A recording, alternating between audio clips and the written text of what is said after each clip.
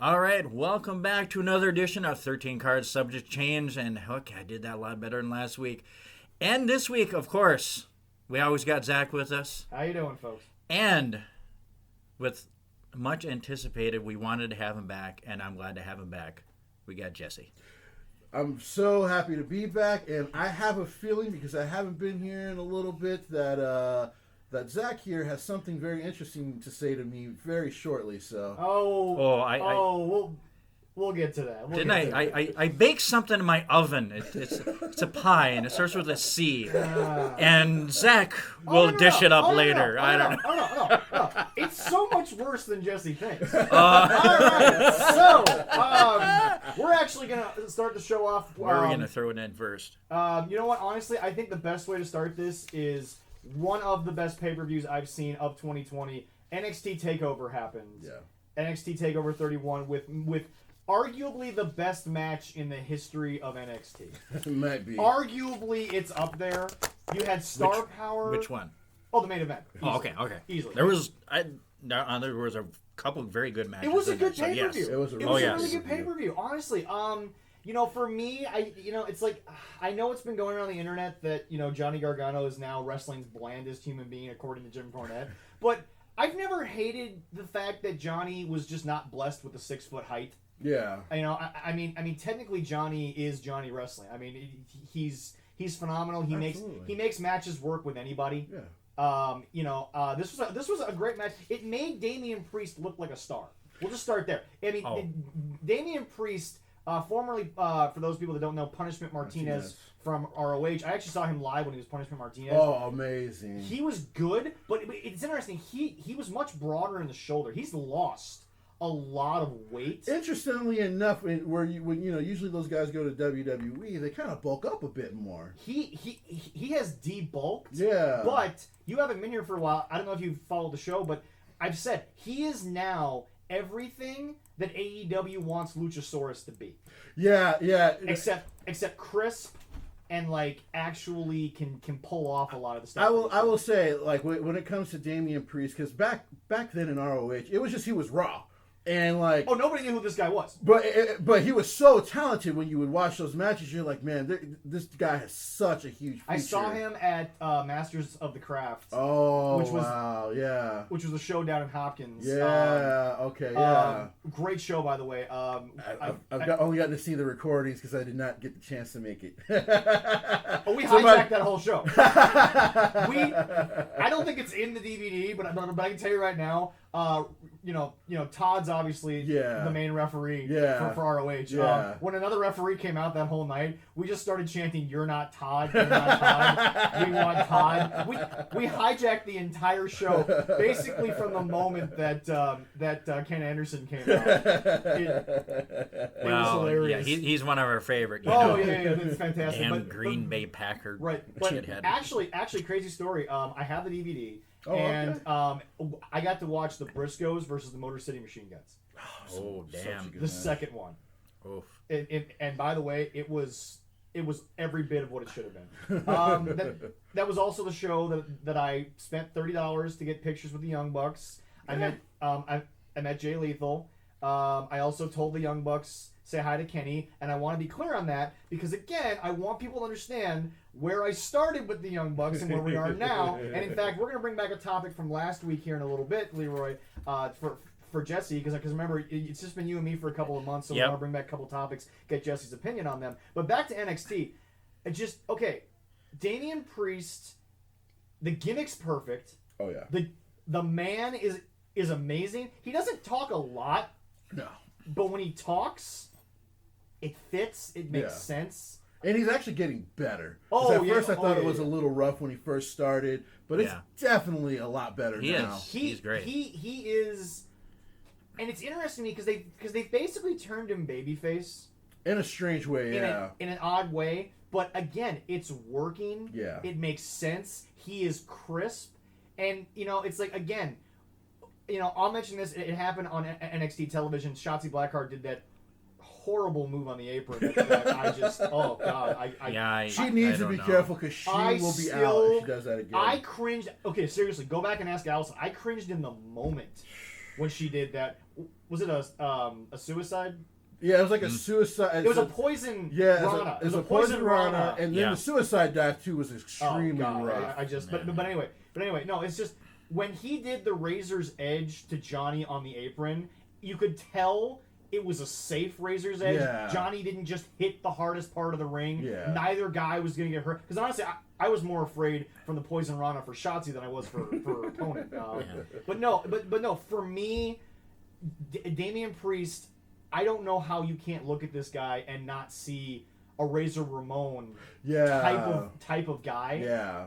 But obviously, it seems to me, and correct me if I'm wrong, it seems to me it's Razor Ramon without the problems. It seems like Damian Priest cares about what he's doing. Yeah. He wants to make some money doing this. And unfortunately, Scott has run into some issues again. Well, I mean, Scott, God bless Scott. Look, Scott. I've learned, and look. I love Razor Ramon as much as anybody, but Scott's one of those people I've just decided there's really never going to be a system that works for him. Yeah. It's always going to be a problem. Well, anything with addiction, Yeah. it is a lifetime fight. I hate using the phrase demons. I feel like that gets so overused, underused. It's an addiction. It's something that hits you and that you're fighting it the rest of your life. Yeah. There's no way around it, and you got to do your best to be on your best. It happens. You know, I've kind of just decided with Scott Hall,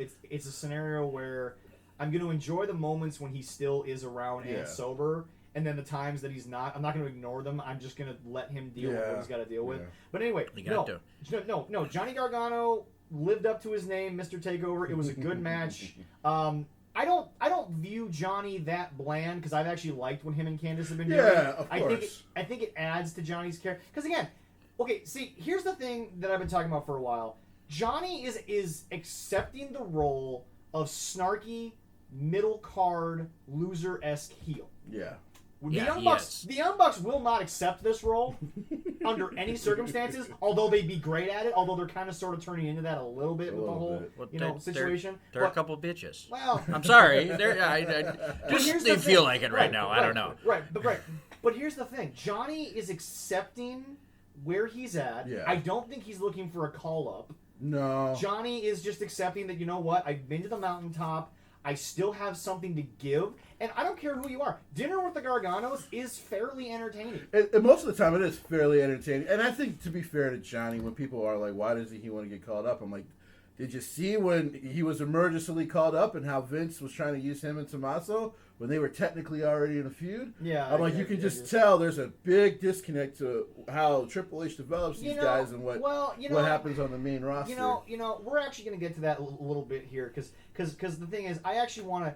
There's a lot of Spot Monkey wrestling topics on the show today, and they're all going to kind of flow here. But we'll get that in a second. Moving on.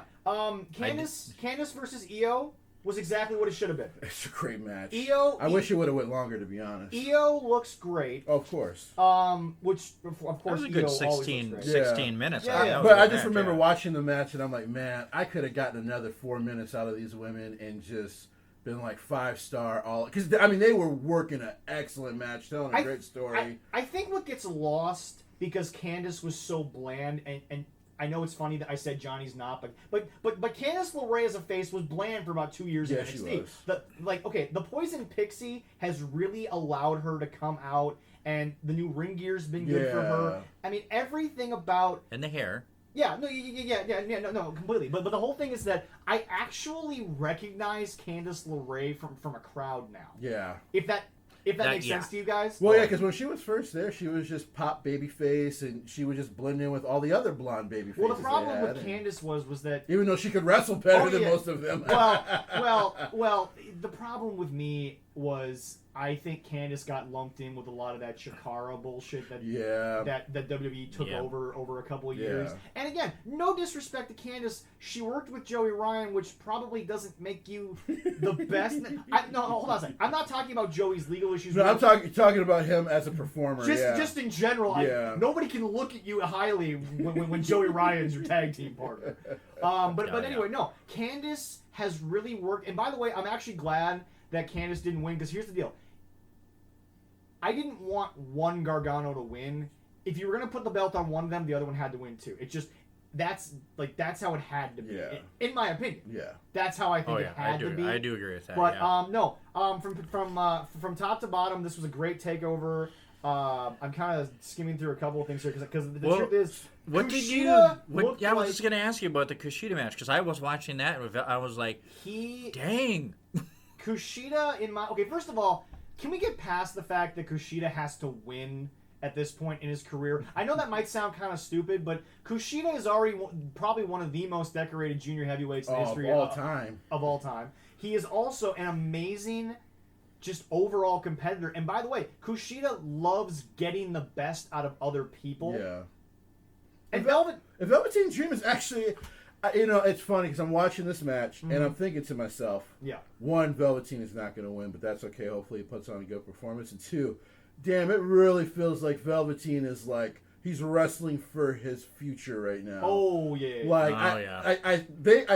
a part of me when I'm watching this match, I'm going, he's really trying to make sure he keeps Shawn Michaels and Paul impressed because not just them. I think if anything, he might be wrestling just to get out of NXT. A fresh start might work for him. Because right now all that heat was on him. On the main roster. I'm not saying that. I know they did the investigation, and they still brought him back. But he wouldn't be on TV if they found anything. Number one. True. And number two, Triple H did say he was really off because of a car accident that he was in. Yeah. Well, I know they said he was in some trouble because Triple H basically alluded to some overcockiness or something. He just.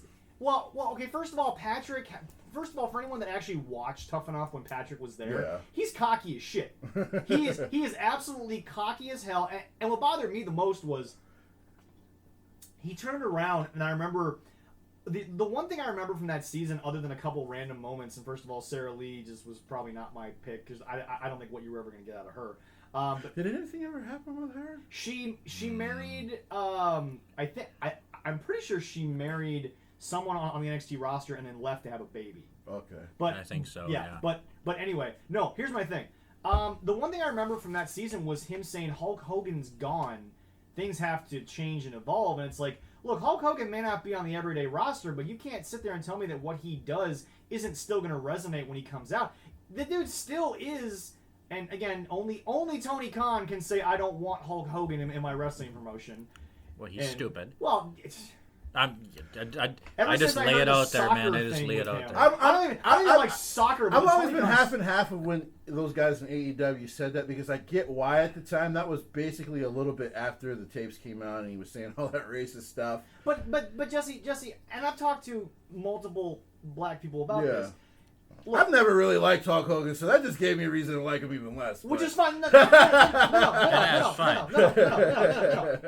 That's totally fine. But Tony Khan, his reasoning behind saying no to Hulk Hogan was because of Linda McMahon, his ex-wife. Then that's which I heard that and I laughed. I'm like, you're an idiot. Jesse, okay, but going back to those tapes for like half a second, I think people say things when they're alone, when they think they're not being taped. True. There's no doubt, in my opinion, how he feels about African American people. You don't say stuff like that if you don't actually believe it. Yeah. But here's the deal. I am one of those people that, look, we all say stupid shit, and I'm not defending what he said, but I'm saying when you are not thinking you're being taped, you will say things because you just think you're talking exactly. You just kind of let it out. Exactly. So. I'm not saying he was correct. He was clearly wrong. Yeah. But here's the deal. Hulk. First of all, that's Terry. Hulk Hogan that's true. Is still a main event attraction. Oh, absolutely. He's a moneymaker. Yeah, but at the time, now that you tell me that, it's stupid. If that's that's stupid. That is the reason why. At first, because I remember when they said that, it was a little. I don't think Tony's got the money to bring it home. Well, his daddy does though. When they first said that, I actually thought it was because they heard the tapes, and he was like, I would not, because they're trying to build a company.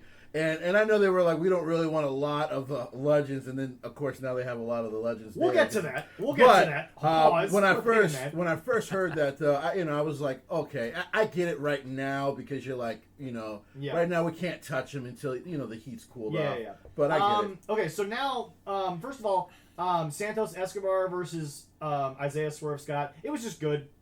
Good, solid match. It was a wonderful match. I just thought there was too much interference, and I usually don't think that. That tends to be the and I know that's kind of how Santos is. That's been my only concern with Santos Escobar is I feel like there's too much of him trying to cheat. Yeah. Because the truth is that I hate to be that guy, but nothing against Isaiah Swerve Scott / Shane Strickland. Nothing against the dude. You ain't got the pedigree that El Fantasma. I mean, you're talking. He's 35, well, yes. but he's got 20 years of wrestling. Like in not just outlaw mud show, indie. Yeah. But Lucha, no, hold on, I was like Lucha Promotions. Yeah. He's been with CMLL. Yes. He's been with AAA. Yep. This guy knows what he's doing. Been to Japan quite a few times for excursions. So it's just what bothers me is you're getting too much. See, sadly, I think what you're creating with Escobar is mob boss can't actually do it himself syndrome. Yeah. Despite the fact he can better than most of the people. He's better than Joaquin Wilde and Raul Mendoza put together. There's no doubt. No offense to those two, but he's better than those two put together. There's no doubt. Oh yeah. We already talked about Eo versus Candace. It was good. And now we get to, my God, one of the hardest hitting matches I've ever seen. I've told people, because they both end up in the hospital. I've told people, if you've never seen like a New Japan kind of match, this was as close as I think you'll ever get in America. It was so hard hitting these guys, and people forget how good of a technical wrestler Finn Balor is because you know Kyle O'Reilly is. Well. Okay, hold on a sec. I feel like the audience that we're talking to, the NXT audience, they know Finn Balor. Well, they know O'Reilly. for sure, but like the main roster, like audience, Kyle O'Reilly. People don't get this. First of all, Red Dragon is one of the best tag teams in the world, without a doubt. Yeah. But and Bobby Fish is just a freak. Yeah. First and foremost. Almost Bobby's ageless wonder. Bobby's like 45 years old, I think it is. Bobby's older than dirt. It's ridiculous. But no. Okay, Kyle O'Reilly is, in my opinion, one of the best talents in the world, bar none. I just give Kyle credit that he's come in and he's enjoyed being in Undisputed Era. He's allowed Cole to be the guy. Yeah. But Kyle O'Reilly, you can't tell me you can't tell me that you look at that match and someone doesn't say when he's healthy, Kyle O'Reilly is gonna get more singles shots. Oh, he's going to. You can't tell me that no one thinks that. He definitely should. Good he was in that match. I'm still a bit iffy on the whole new NXT setup, the stage setup. It's still a bit off to me. I guess I don't mind it because I always had a feeling they were going to try to add the virtual crowd to their stuff too.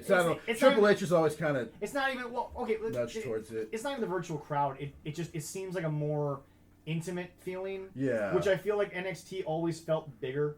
True. But it felt grander, and it also felt grander because of the fan base. Because especially when we used to be able to go to the again, we are now living in a post-pandemic world. I'm not mad at how people do crowds. I'm not, because no one knows how to do it correctly. At least in this one. So I think I was told in this one they actually did a lot, and it was mostly like Full Sail people. It's friends and family members. It's friends but and they family. actually instead of having the wrestlers out there, it was actually them. Yeah. So that was pretty cool. Yeah. And, and I'm like, okay, it kind of gives it a very unique feel. So I'm trying to get used to it too. I feel what you're saying. And they weren't calling it Full Sail. I don't think they're at Full No, Sail. it's not Full Sail. I cannot remember what it's called. It's a smaller arena, like 10 miles away or something. You were look it up there. But anyway, no, it was a great match. Yeah. We all know what Finn Balor can do. We all know what Kyle O'Reilly can do. Oh, yeah. And I think this was the first time that such a, I want to say, mainstream audience got to finally see the type of match that Kyle O'Reilly is capable of. I'm going to be honest with you. Give me a fault in this match. I don't think you can find one. I can't find one. It's funny because usually, because you're more of a Jim Cornette fan than I am. Yeah. But I was listening to him review the match. He loved it. He's like, I have not a bad thing to say about it. He's like, anyone who has a bad thing to say about it, he's like, I don't know what to tell you. Here's the thing, though, and this is my issue with Leroy. Do you have it? Yes, I do. Okay, go ahead. All right, they have named it. Yes. The Capital Wrestling Arena. Okay, thank you. The Capitol Wrestling Center, and who's it the guy is for NXT now, not Barrett, the other guy. Oh, Vic Joseph. Do you want to know why they did it there? Yeah, It'd be good to get the information.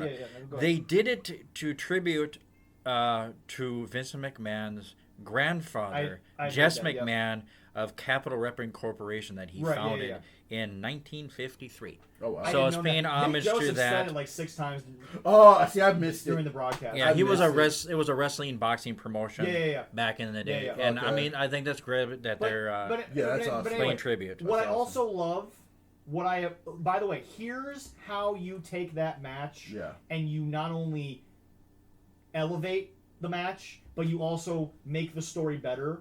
They didn't take the belt off of Finn. No. It's 2 broken jaws. It's something that first of all, storyline wise, you've let McIntyre wrestle. Yeah. So you can't just take it off of Finn but give it to McIntyre because that'd be the #1 story on the internet. But anyway, no, Finn still has it. Yep. He'll be out for a little bit. Yeah.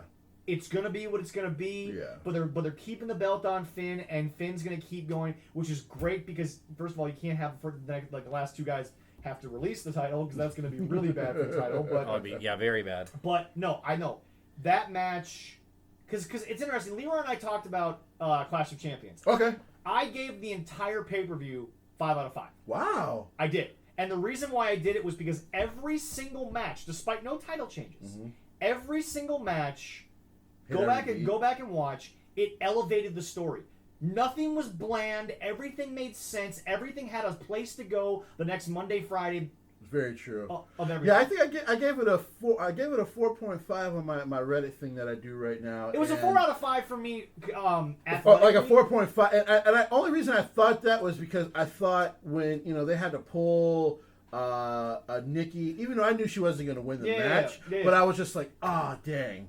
And so for me, that kind of hurt the whole SmackDown women's thing. However, but I thought the match and how they ended the story was really good. Okay, the reason why I would give my 0.5 back to your 4.5 is because Bayley went out there and she once again continued the story. Everything made sense. Yep. It was a classic pay-per-view that isn't one of the big 5 or the big 4, depending on how you look at them. Yeah.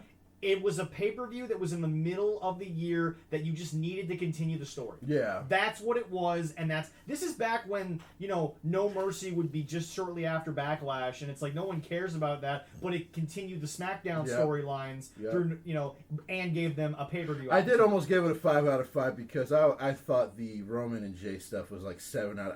I'm like, this is so just fun. That's Crazy crazy shit. Crazy shit. Yeah, I digress. No, so anyway, I look at the situation with Finn and O'Reilly.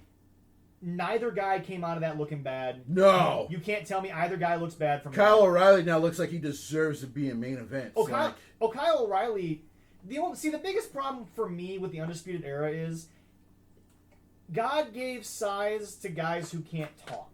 And all 4 of these guys, we talked about it on the show. Surprisingly enough, Roderick Strong seems to be the most personality person in the UE, and he was the blandest person in ROH that you could find. So it's really weird, but the UE has, in my opinion, only enhanced what Adam Cole could already do. Yeah. It showed you how good of a tag team Red Dragon really are, and then it somehow brought this personality out of Roddy Strong that I didn't know was there. There's also now a really interesting story now with where the UE's going to go. Well, because it's just like 2 of these guys are still playing heel. Pretty much. And clearly Kyle O'Reilly and Adam Cole are playing babyface. So it's very. I'm like the speculation has actually been good. Yeah. Because people are like, are they going to break them up? What's going? And I'm like, actually, I think that makes this very interesting to watch now. Every Wednesday. Well, I think the interesting too is the person that came in at the end and hit Adam Cole. That probably hurt him. But Rich Holland is now hurt. And then he actually got hurt on the next taping at NXT, which is like, oh. Hopefully we'll get to that. What the heck are they going to do about that? It was a bad spot. It was a look. This is what bothers me right now. Is right now because of the pandemic, you are rushing people to television. Mm-hmm. People don't have time to get the training. Rich Holland has a great look. but he's green as goose shit. Thank you. Rich Holland is green as green could be. Thank you. He's got all the. Once again, what saddens me is Adam Cole is 2 inches taller and puts on and doesn't get sick. Yeah. And actually, it's interesting because I told my girlfriend, look at Adam Cole's pecs. Legitimately, look at he looks like he's getting some muscle tone back. Yeah. It looks like Adam Cole is finally getting back into a look scenario here. Yeah. But here's my thing: if Adam Cole's 2 inches taller and 50 pounds heavier, he is Vince's guy. I'm sorry, he is, because Adam Cole is Shawn Michaels 20 years ago. Yeah. Without the drug problems. Yep. He is. I'm sorry. Jim Cornette said it, but I'm going to repeat it. How can you not look at that and say that is Shawn Michaels from 20 years ago? Yeah. It is. You can't tell me it's not. It definitely is. Oh, yeah, totally. Adam Cole, baby, is... Bye-bye. I'm pretty sure we're contractually obligated to say that 4 times a show. I believe so, yes. but anyway, it's just... Look, this was one of those takeovers that was short-lived. Not a lot of people you're used to seeing, but people that you're probably going to see more of. Oh, for sure. So, well, except I for loved Rich it. Holland, but we'll get to that Yeah. later. I did. I loved it. Great pay-per-view. Awesome pay-per-view. Main event, arguably the best match in NXT history. Arguably. It's Yes, You can sit it there- is one of them, yes. You can sit there and well, first of all, don't at me. This is a top 5 match. Oh, yeah, it's without not even close. debate. yes, it is. Number one, we'll talk about one of these days, but it's already a top 5 at NXT. Oh, contest. for sure. But again, this is what bothers me about what I see on the other network. Finn Balor was the king of the indies before he signed. Mm-hmm. Prince Devitt was the king of Japan, which a lot of people look at Japan and it's not an indie. It's definitely a major league. Well, it's a major promotion, but it's just not as known over here. Well, not only that, but a lot of indie guys get to go through there because obviously New Japan has to recycle their Gaijin, I think it's called. Gaijins. They have to recycle the Gaijins every year or so. We all know that. But anyway, here's my deal. Finn Balor can sell. He gets it. He understands what it is. And Kyle O'Reilly is from that era of ROH where for about a year, ROH was bigger than WWE. Yeah. Yeah, they were. I'll say this. The Bucks made the name bigger, but Kyle O'Reilly was the kind of guy who made the competition better. Kyle O'Reilly, Samoa Joe, when he was still kind of in it. The yeah. talent on ROH at that time was insanely great. was so good for about a year. Actually, there. CM Punk was before then, but yeah. But no, ROH for about a year there was a great... I'm still shocked that no major TV picked them up. Yeah, it's crazy. Basic cable major TV. Yeah.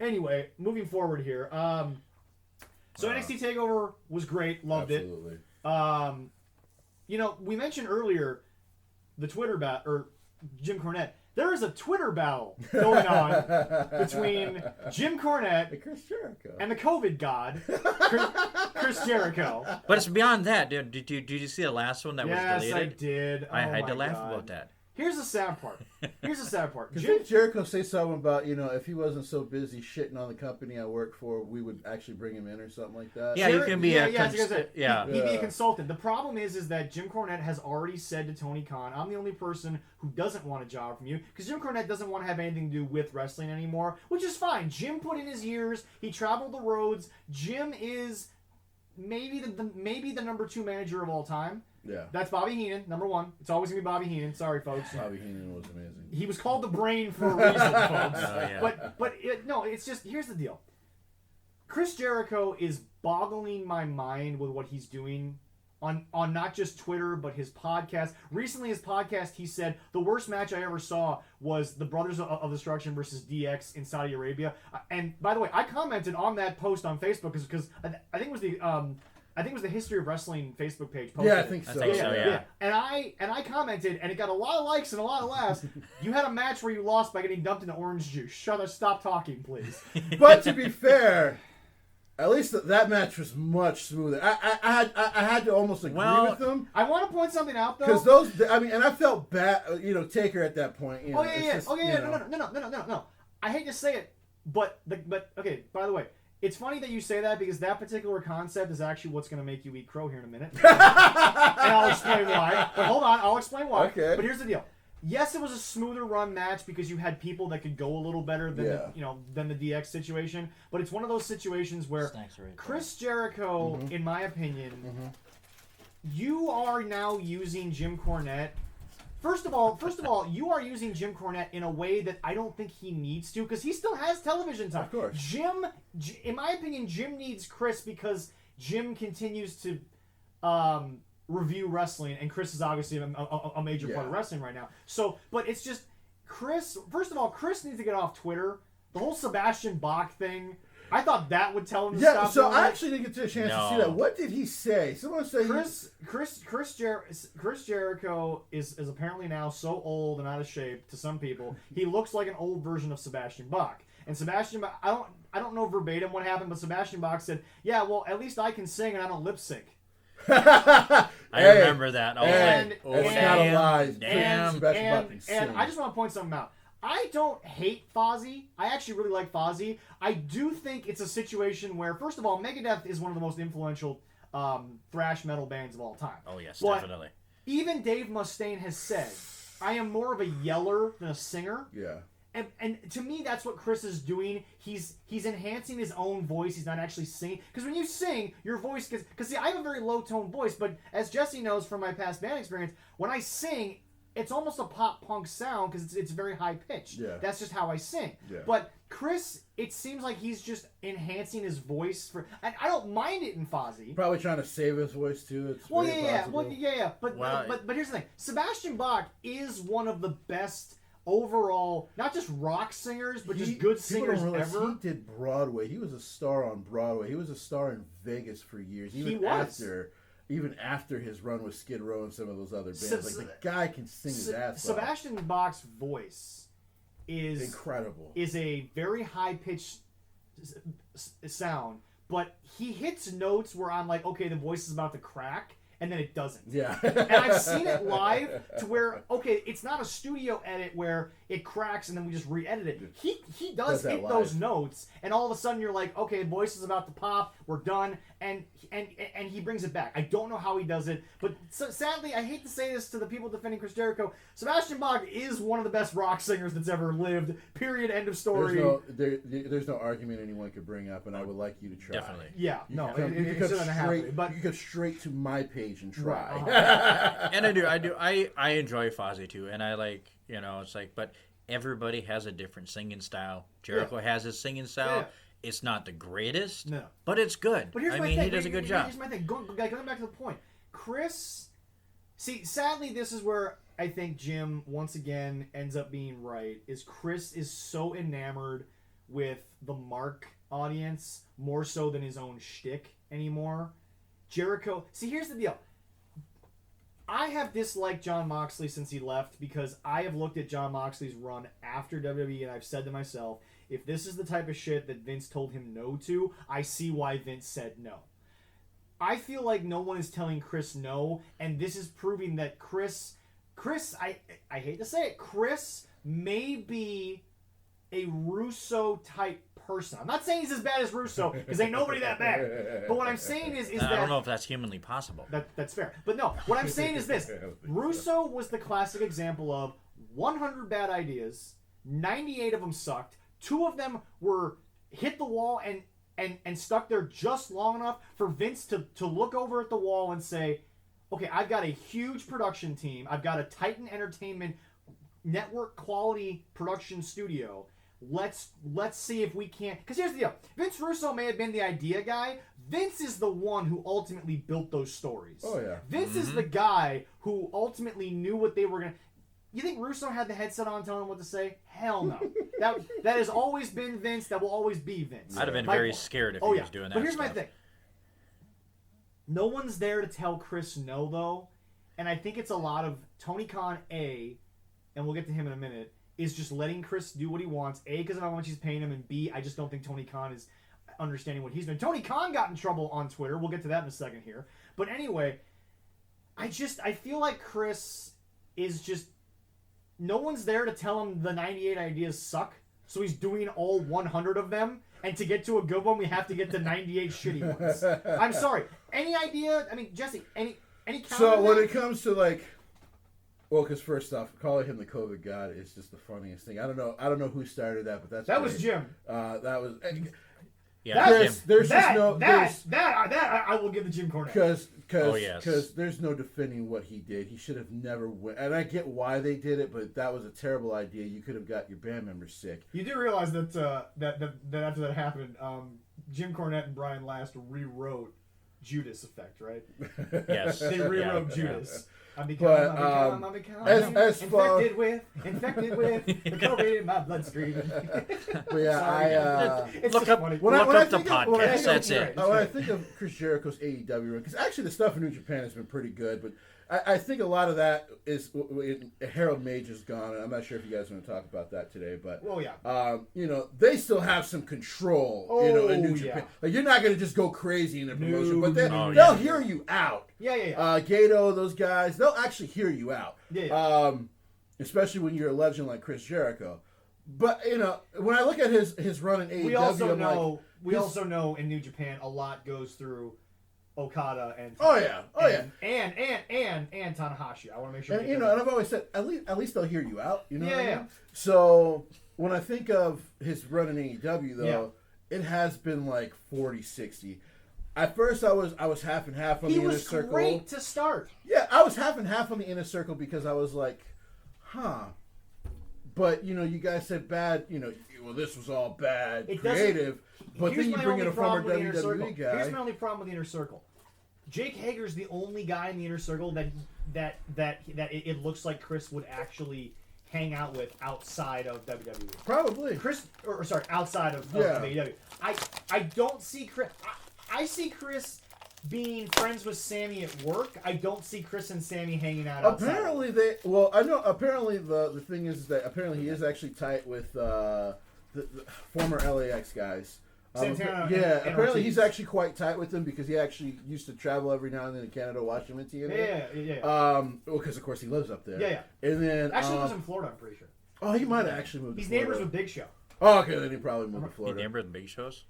He was neighbors with Big Show because during one of Chris's documentaries, Big Show talked about how Chris was a neighbor of his, and he always saw Chris with his kids and his wife in the yard. So. But you're probably right about Sammy Guevara. But when I look, so Inner Circle ended up working out. Okay. Fair. I did like his run as AEW champion. I actually understood, I said back then, I actually understood why they did it. You have to make the championship seem important. That's the biggest name you have on your roster. That's not the worst idea to put it on. A casual fan would have known who Chris Jericho was. Well, that's it. End of conversation. But when it comes to Orange Cassidy, I liked the Mimosa match. I hated that it had to be the Mimosa match. I hated it because I liked that he was trying to push a young guy. I appreciate that. Jesse eating crow moment number 1. Okay. We talked about the fact that when this all went down the last time we had you on the show, we talked about a lot of moments in AEW that you were kind of pushing up, saying this could be good for us. Yeah. And I said I will concede the Mimosa match if Orange Cassidy comes out better. Very next show he's play kicking, he's back to what he's doing. This was a moment for Orange Cassidy to leave the bullshit. But look, I get it. The Indies needs some comedicness to it. It needs interesting, weird shit. That's why I was never mad that people booked Joey Ryan because of the dick spot. Yeah. I just didn't like the dick spot. But the thing is this.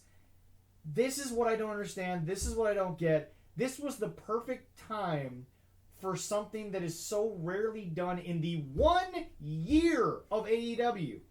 Character development. Yeah. This was the moment where you take Hunter Hearst Helmsley and create the game. I'm not saying it was going to be that kind of impact. Yeah. But I'm saying this was a moment when you take... I'm trying to remember. What was his first match after he beat Jericho? Orange Cassidy? Yeah. I'm saying, after the Mimosa match. Who was Orange Cassidy just showed up to a best friends fight. Yeah. Was it the street fight? He just showed up. He was a part of it. Orange Cassidy. He drove off with his mom? No. That was something. Well, I mean, because if that's the first moment, I could defend that. What I can't defend is the fact that well, I mean, to be fair, actually, I can defend the match with former TNT champion. I'm sure we'll get to that shortly. Oh yes, Jesse, we're definitely gonna get to that. Like I said, I might not like it, but I can actually defend it. Prepare yourself. I can't wait. Hey, hold on.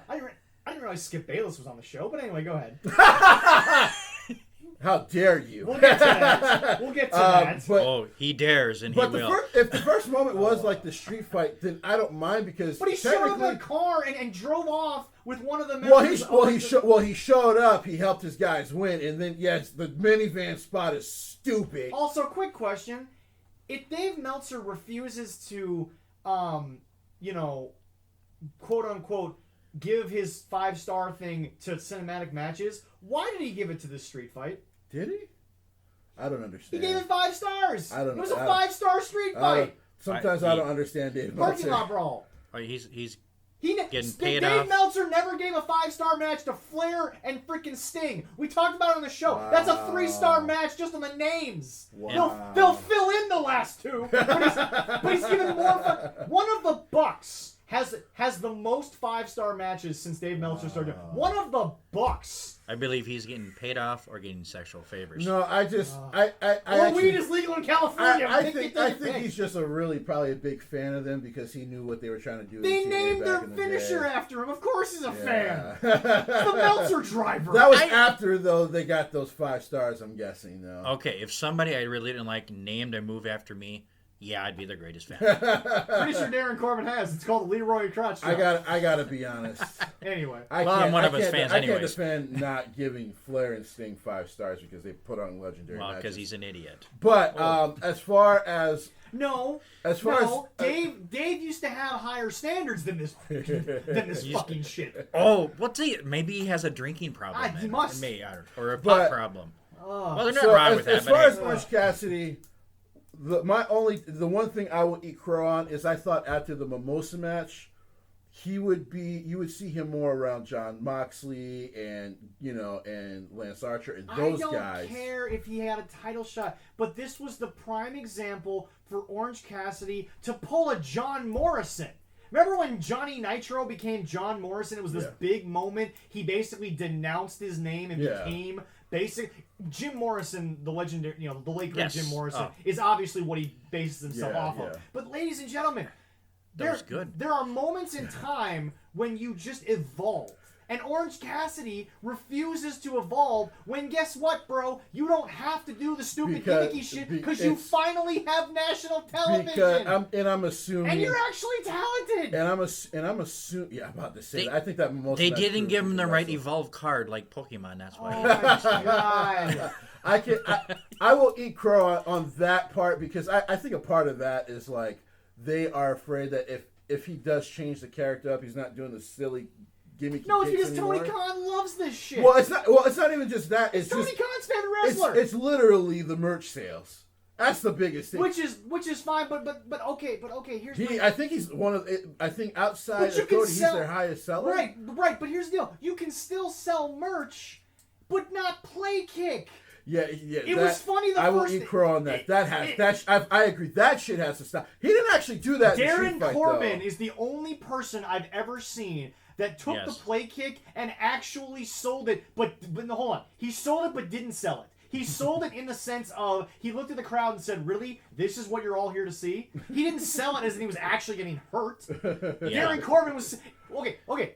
Seriously, go back and watch Snapped Chat. Every single intro shows Darren with that whole getting slapped across the chest by Orange Cassidy. Those matches worked because Darren's a fucking genius. Number one, he's a goddamn Evel Knievel style genius where Darren will do stupid shit, but he makes it work. But here's the deal. Jesse, he doesn't need to do it anymore. And I agree. He doesn't. Like, after that Mimosa match, which, by the way, like I said, in the street fight, he did not. He helped his friends. But Like, then he had a match before. He's had a couple of matches on Dynamite. And he also had like a match on Dark, and I'm like, why are you doing this shit again? Like, why is he on Dark? I don't need Orange Cassidy on Dark because sadly that is doing something to the storyline of Orange Cassidy that I'm not being told on television. I need Orange Cassidy on television. Orange just doesn't need to be dark. It's you know. That's fair. So like I said, I will eat crow on him still doing the stupid play shit. I understand why they haven't broken him off from the best friends yet, because he's technically not even really a part of it. He just shows up for the hug segment. We all hold on a second. No, pause. He just needs a hug. Stop. No, hold on. Okay. A little tribute to the late great Gene Wilder. Pause. Rewind. Hold on. He shows up for the hug. Excalibur gets fake up on the hug only. Doesn't give a shit otherwise. And then he leaves. But anyway. So, because my big thing was, like, you could still kind of have him with the best friends, but, like, this is a big moment. That's your former AEW champion. You haven't actually had another besides Jon Moxley. I think it's time for you to tell him, like, hey, we're going to go ahead and have you, like, move away from doing the play kicks. The prime example... There's no reason for you to really be on Dark. The prime example, despite what Eric has said on the show about guys are more over since AEW started. The prime example as to why that's a lie is Orange Cassidy. And here's why. If he's your number 2 merch guy, if he's one of your top guys, if he's the favorite wrestler of the authority figure, we all know he's not the owner, so stop calling him the owner. I'm about to say this. Yeah.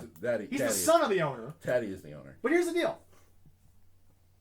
Orange Cassidy is the prime example as to why not. And here's why I'm right. Yes, they beat NXT in ratings, but I've given up on that because I've learned something. Number one, when they stopped doing the Wednesday night review on the Jim Cornette Experience and on the Corny drive-thru, they lost 150,000 to 200,000 people every week. They did. They lost that. There was an actual correlation between them not reviewing the show and people between 150 to 200,000 tune into AEW solely so they can wait for Jim to review to see how he shits on it.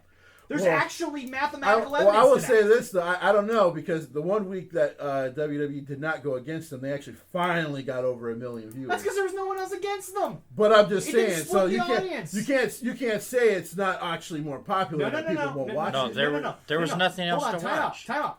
Well, that's what I'm saying. Like, if there's nothing else to watch, people will still watch AEW. That's not what I'm saying, Jesse. What I'm saying is this. Yes, they beat NXT. Yes, you can argue Jim Cornette creates viewership because he shits on it. But they don't I love that. But they don't get any higher. They haven't grown the audience. So if Orange Cassidy is more over, doesn't that by definition mean the ratings would go up? I'm sorry. Tell me I'm wrong. If he's over, the ratings go up. I would have to kind of look at the two correlations. Well, I can just, the Adam Sandler, like with the shampoo bottle, it's just at a medium pace. And that's all they're doing. That's kind of bad, huh? Another example. There's too many. The big, like I said, and that's something else I have to eat crow on, is that apparently they haven't changed enough writers. There's just too many cooks in the kitchen. Agreed. We all say that. There's just too much. That is true. I don't think I finished my point from the last show. It doesn't matter here. I mean, do you ever finish your point? Hold on. I'll get there. That's it might fine. take you 3 weeks. But no. Last week, I don't think I actually finished the point because we got into a different conversation. But there was a moment on Dynamite, I think it was 2 weeks ago, that once again proved Jim right. Because Jim always says, this is only over to the fad video game audience. Okay, so Miro and Kip Sabian go to the bachelor party. Who shows up? Not a mainstream star. Not an actual television personality who, by the way, you couldn't even get me a third C-string comedian. You got me the dude who holds the world record in Donkey Kong. I'm eating nuts because I have no argument about the Miro stuff, so I'm gonna let that go. No one is over. I have nothing. And by the way, proof that no one is over is they don't want anybody to be more over because they don't care. This is what bothers me. You give Tony Khan's checkbook to me, Leroy, and Jesse. I am calling up Tony Khan every week and saying, this is what we're changing. This is what we're doing. This is how we're going to expand. It's the same. Jesse, this is my point. It's the same goddamn show every week now. It is. Pretty much. You can't argue they're not putting on the same show every Wednesday night. And then It's boring because guess what? By the way, Jim Cornette's right because here's the deal. If you're over with your audience will always watch. The anti-WWE audience will always follow anti-WWE. They'll follow Japan. They'll follow ROH. They'll follow TNA. They'll follow Impact. I apologize. They'll follow... Impact has actually been really good, No, they've been great. But that's they will follow what they want out of WWE.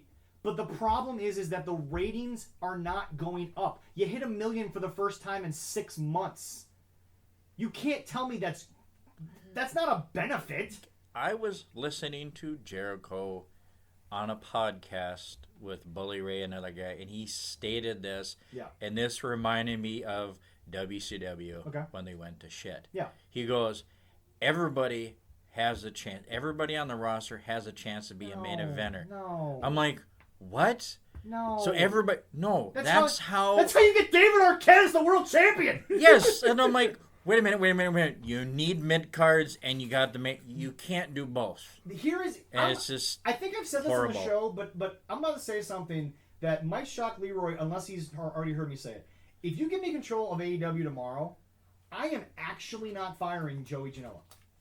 Yeah, I heard you say that. Yeah, but that is shocking. Hold Explain on. yourself, you son of a bitch. Okay. He has a good explanation for that. You better have a damn. All right, As much as you shit on him.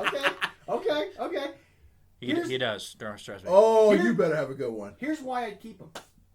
Love or hate him, Joey has an audience. Joey's actually been entertaining recently too on Dark. But here's the deal. Joey brings in viewers. I'm not going to deny that he does it, just like Joey Ryan did. Yeah. But I would have a sit down meeting with Joey Ryan and it would last 2 minutes because the only thing I would say to him is you ain't getting a win for 8 months.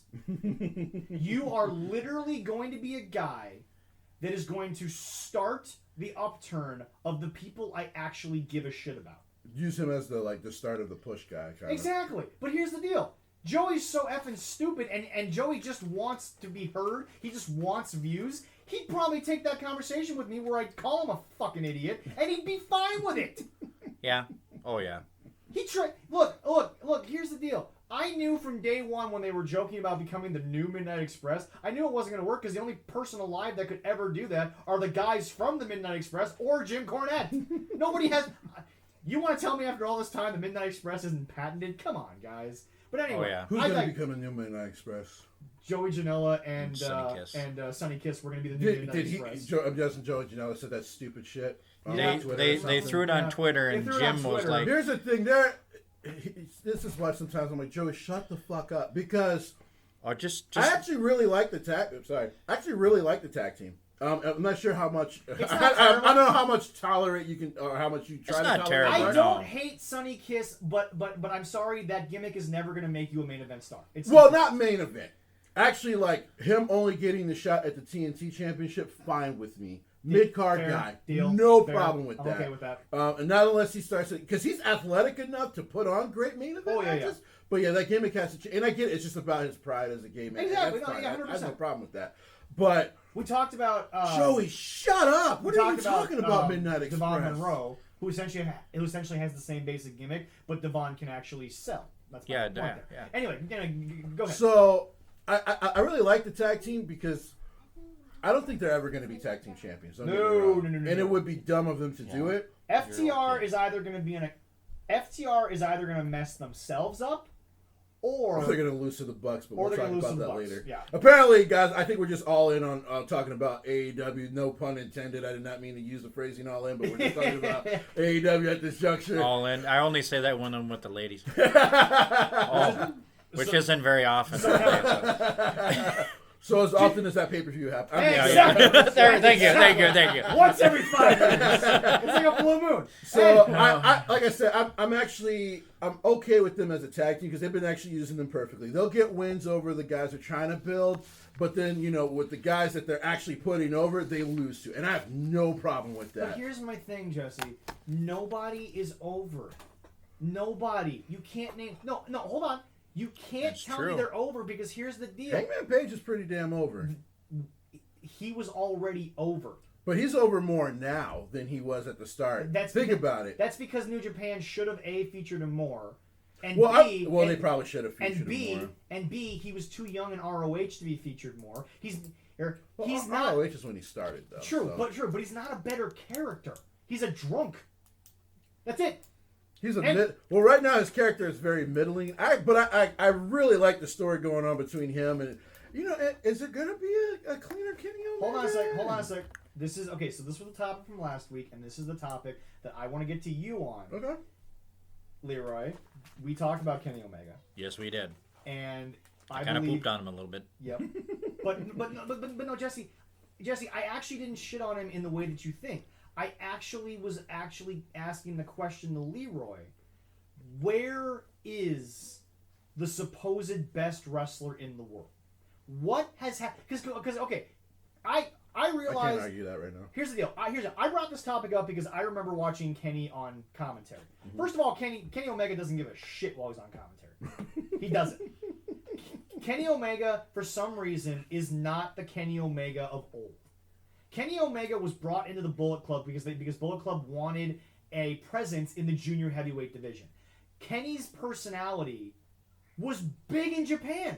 But here's the difference. It wasn't even big for Japan. Well, obviously, any gaijin's personality is big in Japan because that's not the Japanese way is to have a personality. Yeah. That's just not a thing. Yeah. Hiroshi Tanahashi is an outlier to where I think he has everything. Yeah. But that's just because as the ace, he just has everything. Yeah. Okada, to me, could be more, but it feels like Okada's holding back for something. And I think Minoru is kind of big for their country because he's such a badass and he has such a history. Right. So. But this is my thing, is that the Kenny Omega that was the cleaner, he was big, he was bold, and it wasn't even what Jim Cornette makes fun of, which is the happy feet, finger pointing type stuff. It wasn't even that. Kenny just had a personality. Yeah. And now, I don't know what you're trying to do to me.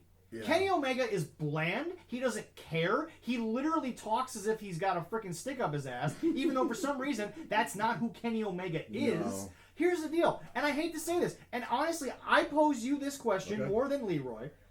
Name one moment, name one opponent outside of Pac that he's looked like Kenny Omega since his third and final bout with Okada. Name a moment, name a wrestler. I was going to say John, but that was more of a John style match. For some reason, that's a good question. But that's my point. Kenny Omega is sadly, and again, Kenny Omega, first of all, is self-trained. We all know that. I don't know if you've heard the story of him going to a Harley race seminar to where they had... Yeah. Okay, so we're not going to tell the story again. But here's my thing.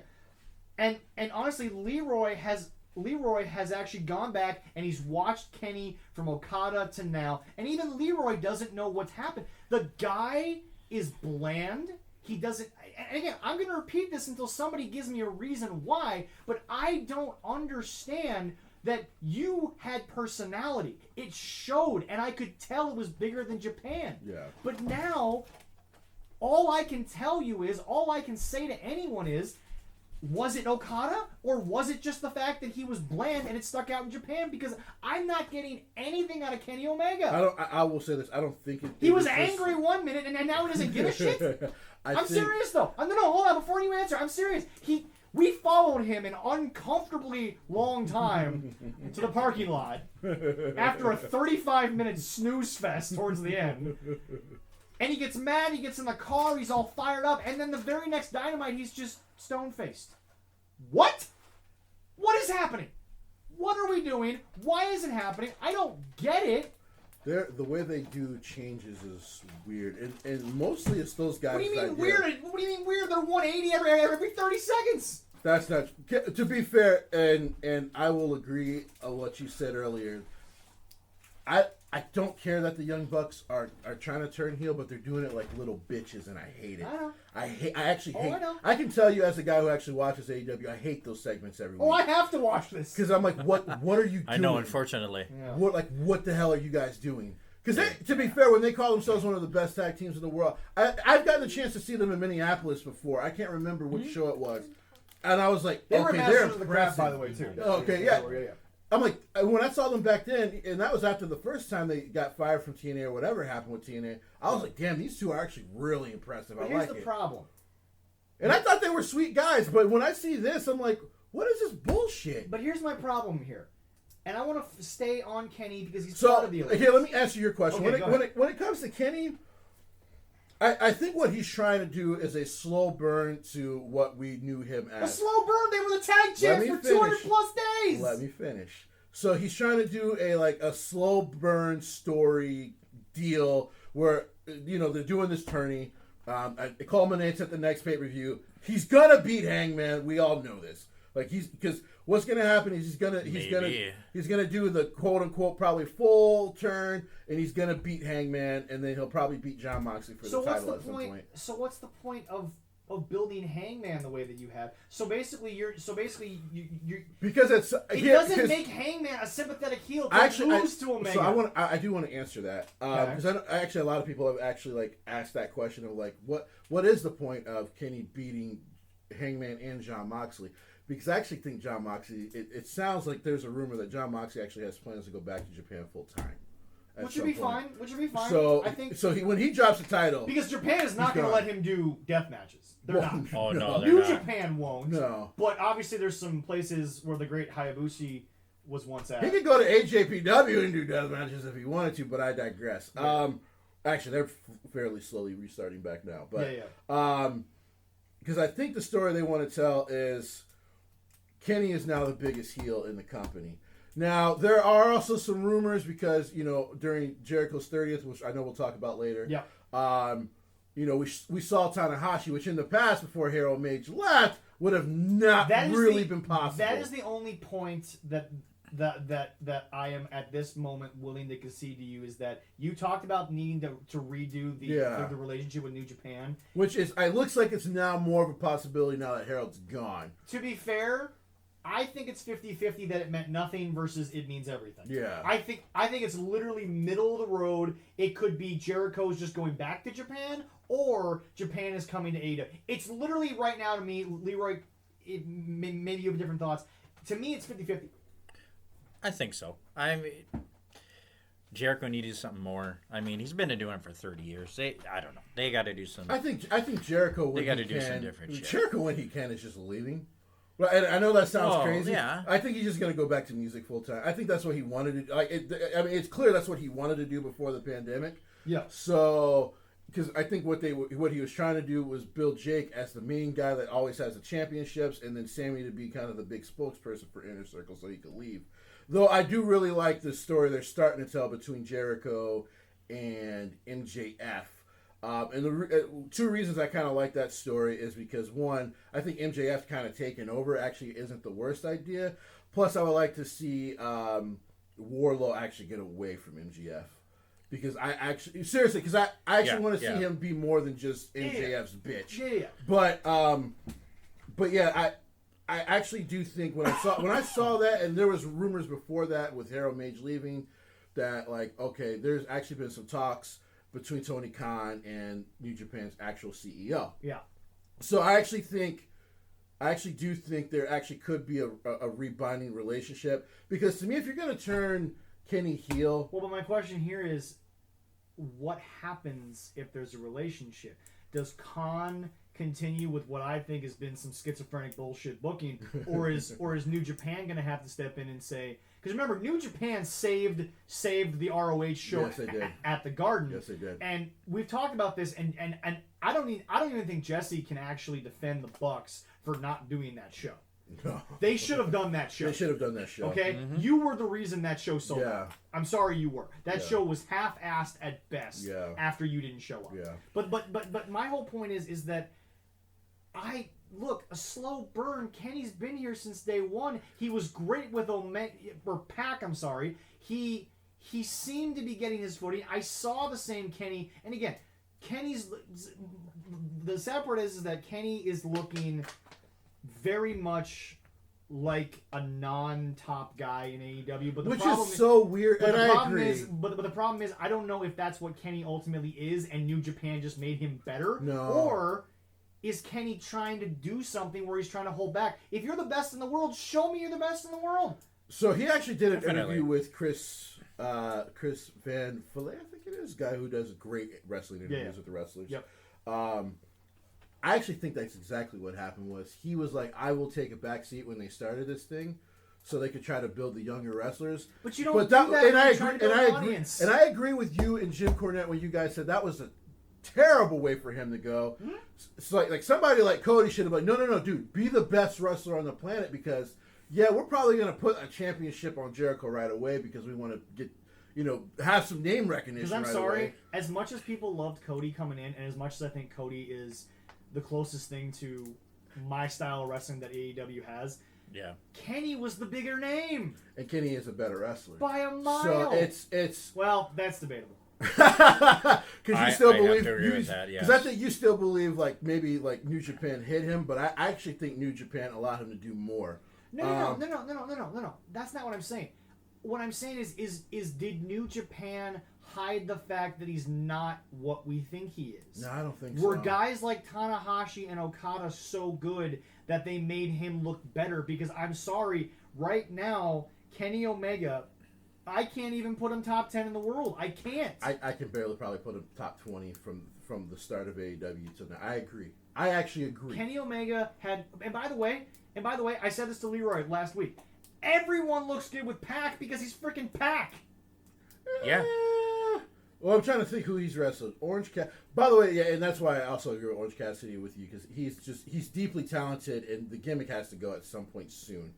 I agree. Like if we were like head writers in AEW after he would have beat Jericho, which I would have hated them in most of the match I did, but I'm like, I agree. I probably would have been like, you're Chris Jericho. I'm gonna. What's the writer gonna do? Everything's Jericho's idea, and everything's loved by Tony Khan. But I would have told Cassidy, like, listen, after you win this match, we have to change this up. Like, no more stupid kicks. Because here's the deal: if Orange Cassidy wants to do Orange freshly squeezed at indie shows when they come back up, fine. I don't care. It's not freaking on television. Because he's so much better than. And you can tell it. But if AEW is only going to work one night a week, then bro, one night a week, you need to be something else. Yeah. You need to be bigger, badder, better. Because I hate to say it, but Orange Cassidy is fairly talented. He can do a lot of things. He's extremely talented. He is talented. Great seller. Is willing to work and tell a story. Does the underdog thing? Because for me, some people are like, "Well, should you tell OC to turn heel?" Like, no. Just change the gimmick. You can actually just fix the gimmick. Get rid of the play shit. You can still be badass and still come out like you're nonchalant. Exactly. Like Stone Cold did it for 10 years. You can get away with the shit, but you got to change how you do it. So I agree. You just put Orange Cassidy. I agree with you there. Cold Steve Austin at one point. I just mean like if he changes the gimmick wise, he has that potential. Because when you factor in like his new wave style of wrestling, he's very very good. Chris Jericho. Yeah.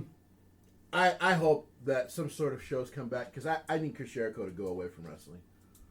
I never thought I would say that in 25 years of watching Chris Jericho. I need him to go away. No. Oh, 20? No, wait, he's been. Well, 30. He's been around for 30 years. Okay. But I'm just saying my 25 years of watching him. Yeah. Because I started watching wrestling like 96, 97. Right. Now.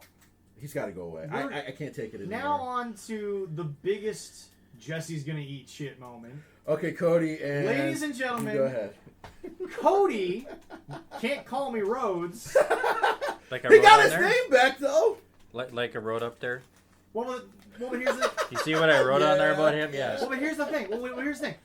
Cody never couldn't use it. He always could use it. He just didn't want to. If these people of AEW are such fans, why do you not remember the moment that Cody was asked about it and he said, I just don't want to use it? Yeah. He said that before the Wrestle Kingdom appearance. No. But here's the deal. There are two things that I am pissed off at right now. Cody Rhodes got beat in 3 minutes and 10 seconds after a 15-match winning streak where he was putting on 20-minute, and I'm putting this in the most air quotes I can without throwing up, classics with guys like Warhorse. They weren't all classics, people. They weren't. Warhorse? Yeah. I can defend a lot of those matches, but the Warhorse one was not very good. But here's the deal. He was going 20 minutes with guys who didn't deserve 5 minutes with him, and then Brody Lee out of nowhere beats him in 3 minutes and 10 seconds, and Jesse comes out here guns a-blazing like he's friggin' Skip Bayless trying to defend Michael Jordan, trying to tell me, oh, this is great. This is going to be awesome. And I'm like, okay. I will sit here and concede if something happens. But Cody was gone for... And by the way, when Brody Lee put this in his promo, I almost burst out laughing when he was like, "You were gone for 5 weeks." Really? You actually put that shit in there. You couldn't say something like, "You left," and then just end it. Stop talking. Don't give me 5 weeks. Why did you say 5 weeks? It ruined the whole damn thing. I burst out laughing. But he leaves. He films a crappy TV show for TBS because he's part of the Turner Network now. He comes back, changes the hair color, puts on a suit. There's no reason why. All we saw was your family got their ass kicked one time. Because overall, they actually ended up winning, I think, the tag match. Hold on. Yeah, they won that pay-per-view. Well, here's the thing. The Rhodes family wins. Cool. They beat Coca Cabana, so that story. But anyway, but again, why is the Cody Rhodes or the Rhodes family thing with the Dark Order? Why is it enhancing the Dark Order story, but it's not making the Rhodes family look better? Because here's the deal. Number one, get Brandy Rhodes off of my television, please. Yes, I do agree with Get that. the bitch off my television. Actually, I would be interested to hear why you feel that way, because I've actually seen her on Dark, because they've continued the story. I don't care about Dark. She can be on Dark. Hold That's on. fine. So like they've continued the story with. I have to look away from him because he's so emotional right now. Get every they week. continued the story between her and Anna Jay, which I actually have not had a problem with. It's not on Dynamite, and I'm okay with it. Fair. Because they need to promote their other women more. It's about damn time. So yeah, you got to do something new. and they actually have done more blends of stories on Dark. Quick question. Is Anna Jay finally going to get an action figure, or is Brandy still going to be the only women action figure available? You see, when you ask him about like AEW, like toys and shit that Young Bucks do, I can't defend them because they're just selfish. We got to call But Tony. that's my point. Hold on. Let's call Tony. Hold on. To answer your question to me as to why I feel like that, Brandy comes out and she adds nothing to the. Forget Dark. She adds nothing to the TV taping. She adds nothing to the national television spotlight. She comes out. First of all, Brandy looks amazing, lovely young lady. No, I'm not faulting that. And she's improved as a wrestler too, so I can't hate But the that. thing about it is that Brandy comes out for this dog collar match, and we'll get to that in a minute because I got an issue with a dog collar match. Here's the deal: she comes out with Arn. Arn stays. She leaves. But yet she's been the one who's been here the whole time. This is the second time we've seen Cody in 8 weeks. This is the second time we've seen him in 8 weeks. She's been in this longer, and she leaves? Where the hell's Dustin? Oh, by the way, He's doing schools right now. I don't even know anymore. Can we also get back to the fact that... He's got kids, man. Can we also get back to the We all got kids. That once again, Alex Silver continues to be one of the biggest problems I have with AEW because he works so hard to get a mask, then he comes out for the dog collar match, and he's not wearing the mask!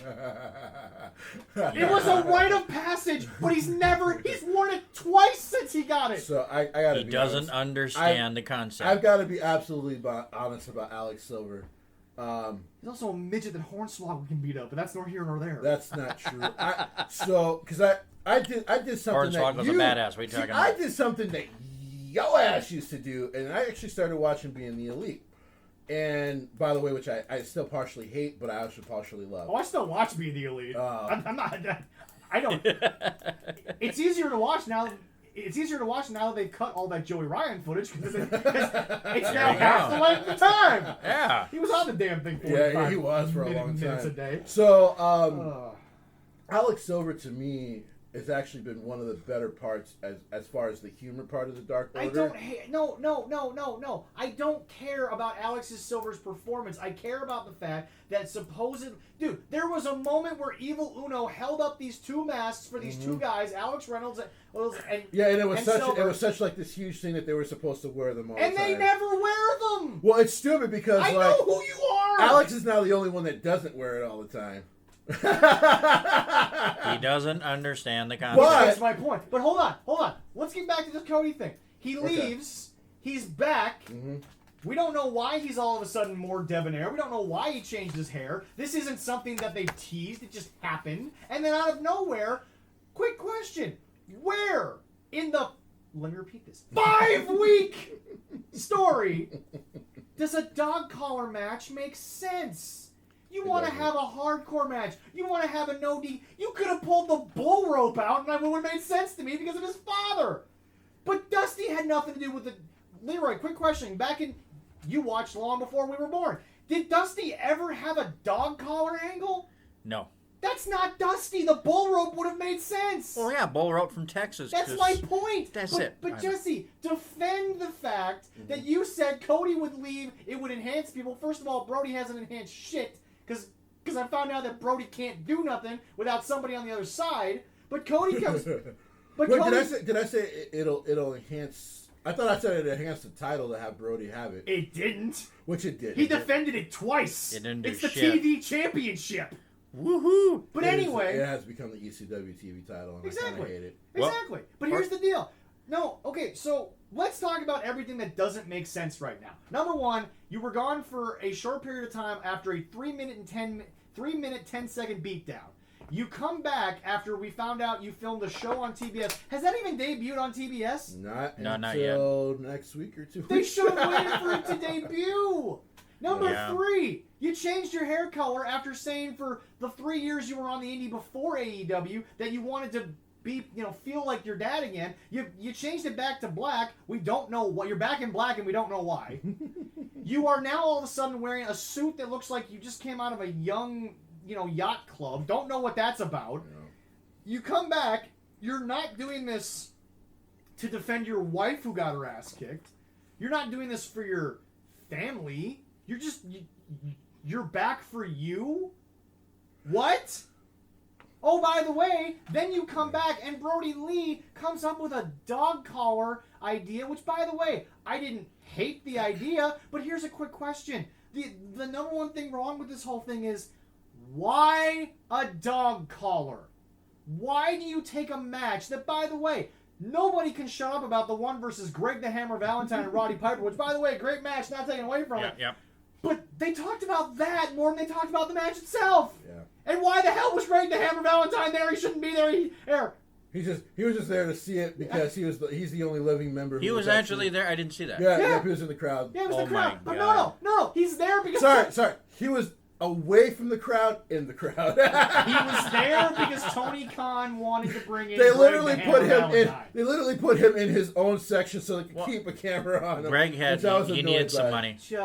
Did you see what I wrote? That quote that we saw, and that's why I got this. So I'm gonna get to this because we're not done with this yet. The match was also crap because guess what? One of the biggest turning points in the match happened on the picture-in-picture. Did you notice the package pile driver through the table was during a commercial break? Which I can't defend. So when they brought up the dog collar match idea, I was like, well, why? Unless he's doing it, Cody's gonna say no, and then there's gonna be a blow off for a dog collar match at the pay-per-view. That's what I originally thought. Which by the way is still better than what happened. So when the match actually happens on Dynamite, and then a lot of the better action takes place during the. This is why this is why next week I'm like I'm going, like, while I'm at work, I'm not even gonna watch it. I'm just gonna kind of visually have it there while I'm technically at work because I'm like, because most of the matches, like, you don't even see, and AEW has to change that. I get why they do it, but you have to change that. Also, quick question: why does every match in AEW have to go through a commercial break? It's not everyone, but it damn sure feels like it, don't it? That's my point. I don't like. They do it because it's. I think they do it because they still want people to see the match, even though you still have to get your advertisement in. You're giving 20 minutes to people who don't deserve it. And by the way, quick question: you could take. That match went 30 minutes, I think, didn't it? It was close. But here's the deal: you could take 10 minutes off of one of these weird ass tag matches, and you could spend 10 minutes letting someone talk. Yeah. Can you imagine if MJF got 10 more minutes a night, how much bigger this show would be? Because, by the way, when he was in the spotlight with his presidential campaign stuff, I agree. The ratings should have gone up there, and they did. Because he's actually a star. Yeah. He's very entertaining. But here's my thing. Okay, by the way, which is why I actually did wish he would have went to WWE, because I was like, if Vince can see like what he was kind of doing at MLW, and I know people were like, well, it didn't work with EC3. I'm like, see, but that's different. It's an entirely different situation. Like, yes, they couldn't use Ethan Carter III because it was still owned by Impact. So like, he was EC3. So no explanation as to what that meant, and you were done. Yeah, End of story. And Triple H did what he could in NXT, but that's a whole other story. I think it would have worked because MJF technically owns the name. Yes. And then he could have talked with Vince about how he does it, showed him the footage from NLW, Well, so and I think Vince would have ran with that. Well, but obviously Samoa Joe owns his name, AJ Styles owns his name. I mean, all these people. But anyway, okay, here's the deal. All I needed to make this dog collar make sense, Anna Jay hangs Brandy out to dry with a chain. That's all I needed. Yeah. That little minuscule 5-minute moment could have made the dog collar more interesting it would have made it than work it was. a lot better. Yep. But here's the deal. You should have done something bigger between the two guys, but honestly, that's all you would have needed. A chain somewhere. Now remember, Cody is not Dusty, but Cody has like a weird way to talk like Dusty, where it looks like it's going off the rails, but it comes back. Yeah. Jim Cornette's mentioned it 1,000 times, but let's be honest, we all see it. Yeah. We all see it. It's a cool way of telling the story, because that's why Dusty was so over. Right, but this is my point. All you have to do is show me a chain for 10 seconds somewhere in the middle of this. I don't care where. You had 5 goddamn weeks to do it. Show me a chain for 5 fucking seconds, and then guess what? Cody could have cut a promo where somehow... Can I stop you for 1 second? Go ahead. So, on this one, what I want you to do is I want you to go to the oven. I want you to put a little barbecue sauce in the crow for me. Okay, no problem. Because unfortunately... It's funny you say that, Jesse, because guess what? We're not actually going to make you eat crow. We're going to make sure you're here when Al Sands comes on, and we're going to make sure you get a nice dollop of his hottest hot sauce. So, because everything you're saying right now is right. There was literally no build to it. I have a quick question. When people were asking me, I'm like, if Roddy was still alive, do you think Roddy would have just showed up to this damn thing? No. Whoa! Roddy would have, but Roddy could have sold it better than Greg. Nothing against Greg, but Greg's never been the talker. That was Roddy. Yeah. Well, at least Roddy would have. I mean, he would have did it, but he would have been like, "Well, I want to be like the ref," and like he would have did like something like fucking Roddy Piper. And he would have slapped somebody. He would have slapped somebody. Yeah. With a coconut. God rest his soul. Well, yeah, totally with a coconut. Yes. Yeah, there was no build. I told people, like, if they were using why chains... does a dog collar... I don't care them interrupting, because I'm sorry, I have to ask. Why does a dog collar all of a sudden make it into an instant 30-minute classic when apparently when it's just 2 men fighting, it's 3 minutes and 10 seconds? I didn't want to see this, not because of the dog collar. I didn't want to see this because nothing in the match before proved to me that Cody had a chance. Yeah. No, it did make sense. And by the way, Brody Lee looked no more impressive in the 5 weeks between the 3 minutes and 10-second beatdown to this dog collar match. Brody wasn't enhanced by a 3-minute beatdown. Brody was as boring and as crappy in the ring and for 5 weeks as he's been. When I hear you say that, I just think you don't like his style. No. Because the match... I love it. But the thing is, what he's trying to do as the Exalted One is not what Brody Lee does. Brody Lee is a big athletic guy. Yeah. We watched him versus Dolph Ziggler. It's a top 10 all-time ladder match. It's a great match. But he's trying to be this Exalted One. He's not the Exalted One. To be fair, though, he's working matches the way he wants to work matches. That's how AEW goes. These guys work matches the way they want to work matches. I did not mind. It's not always the best thing to do. This is why the inmates don't run this. I didn't mind. Here's what I didn't mind during his run. What run was 5 weeks? So it's a little bit of a run. Okay. So he did in every sense of the word, and this is what I also hated because I'm like, wait, why would you put Orange Cassidy in a match? It also killed the title, Jesse. And then he whoops his ass basically for 15 minutes. It killed the title because Cody made that title something. It actually doesn't kill the title because he's not defending it. He's a heel. When have you ever seen a great heel ever defend the title all the time? There's a difference. Now, I'm eating crow because I will give to you. There was no build to this title turn. Let me answer your question. Let me answer your question. Also, that's why he can't beat John Cena, because John Cena actually would have did some sort of build. Exactly. But no, Jesse. I saw that quote and I laughed. Here's your answer. When have I seen a heel do it? I'm sorry, face or heel, the Intercontinental title is still the Workman's Championship. Of course. Face or heel. So that's what Cody turned the TNT title into, Cody changed it in a week. Remember, you were just mad at him 7 weeks ago, one of the last times on the show, because he said, well, all the titles are main event titles. You were pissed at that. Yes. And I was the one that was like, no, it's a mid-card championship, Cody. Yeah, exactly. But so is the Intercontinental title. The Intercontinental title, the only time it's ever been, in my opinion, in the 50-plus year history of that belt, from Pat Patterson to now, the only time it was ever really considered the top belt was when Brock was gone. Yeah. Yeah. First off, okay, to all the people out there who might get at me at this, I am not devaluing any run with the Intercontinental title ever. I am not devaluing any 9 runs that Jericho had. I'm not devaluing the multiple that The Miz has had. I'm not devaluing any run. Sammy's run, no one. Yeah. What I'm saying is that title, no one ever held it and said, I'm the guy in WWE. Yeah. And if they did, the world champ came out and knocked them on flat on their ass. Randy Orton was never the guy, but that might have been the peak of the Intercontinental title was when Randy Orton had an Evolution. No offense to anyone that's ever held it, because obviously we still have Honky Tonk. I did like a lot of the stuff between, like you said, when Brock was gone, and a lot of the stuff between Seth and Dolph actually, to me, elevated that title. And Miz is also as a heel, always done a really great job. So you can't tell me that my anger 7 weeks ago. I'm not the same now. I'm not. What I'm saying is that crow really smells good. What'd you season that with? Oh, it's a secret. Secret family recipe. It's a secret family recipe for the crow. For black dead fowl. All right. Oh yeah. So yeah, because now when I think about it, at first I was gonna defend it by saying like I get why they put the championship back, but then when I think about why they put the championship back on Cody, I'm like, well, then, yeah, you actually wasted 5 weeks. There you go. You absolutely wasted 5 weeks. Just for him to go film a bad television show. I actually think he probably did that so, like, they can kind of make sure that, they did it to film the show. I think, well, he's not going to be no big movie star. Let's be real. He was a judge on a bad game show. That's all he did. It's not like we haven't seen the game show, but it probably sucked.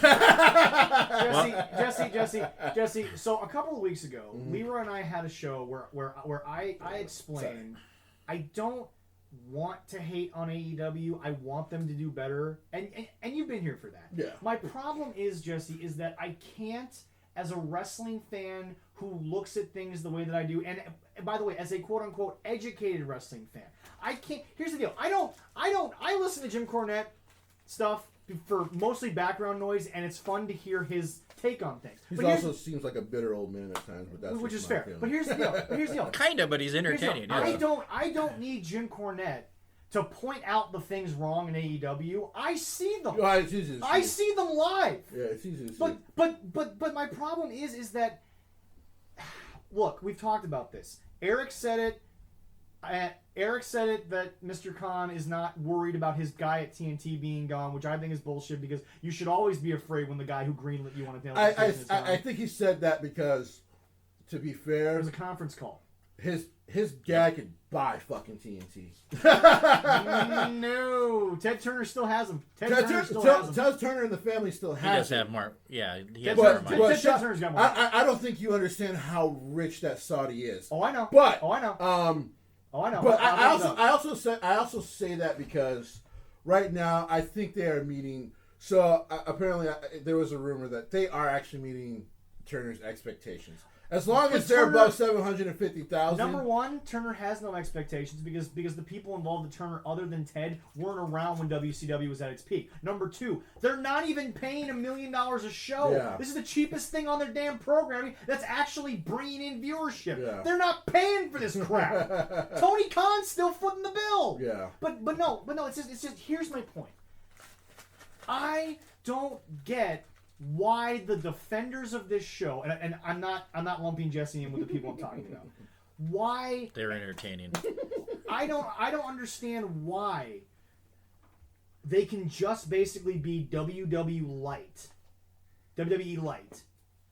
And people somehow have an excuse to why it's different than what they left. You gave me 5 weeks of television. I've watched a guy go from nobody to a world champion in less time. And they wasted 5 weeks of 2 hours of TV time, and they gave me 2 title defenses compared to 8 from the guy before. Yep. 2 to 8, 1 to 4. You gave me 1/4 that. You gave me no real character development in Brody Lee because I'm sorry, Jesse, he's not building the character. He's not. It's not his role. But the thing is this is my problem with these guys and gals. You are not making me want to come back because it's the same show. I'm half and half on that. You gave me a...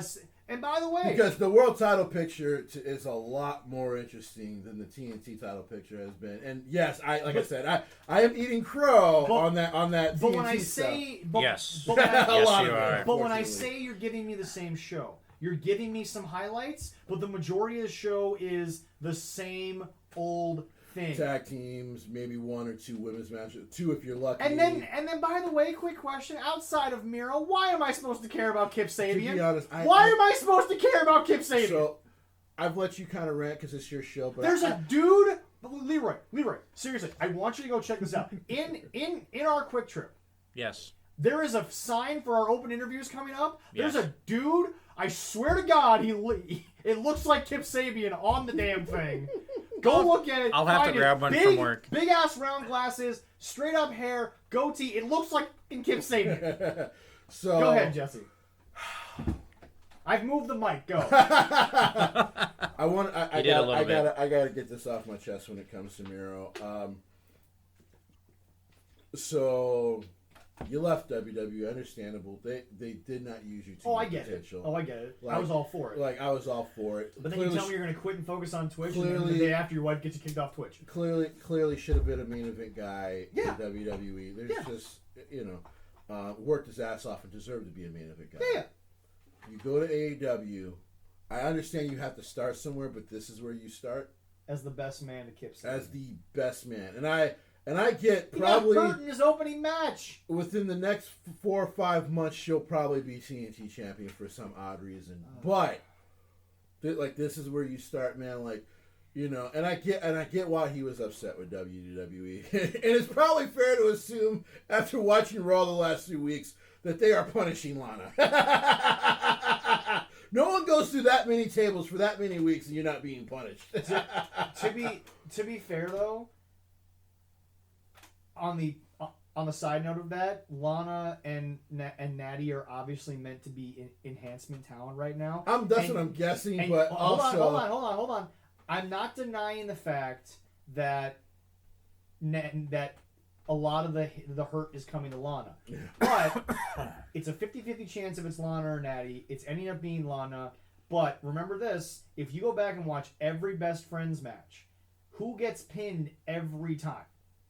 I think it's Chucky T. And Nope. Trent gets pinned every time.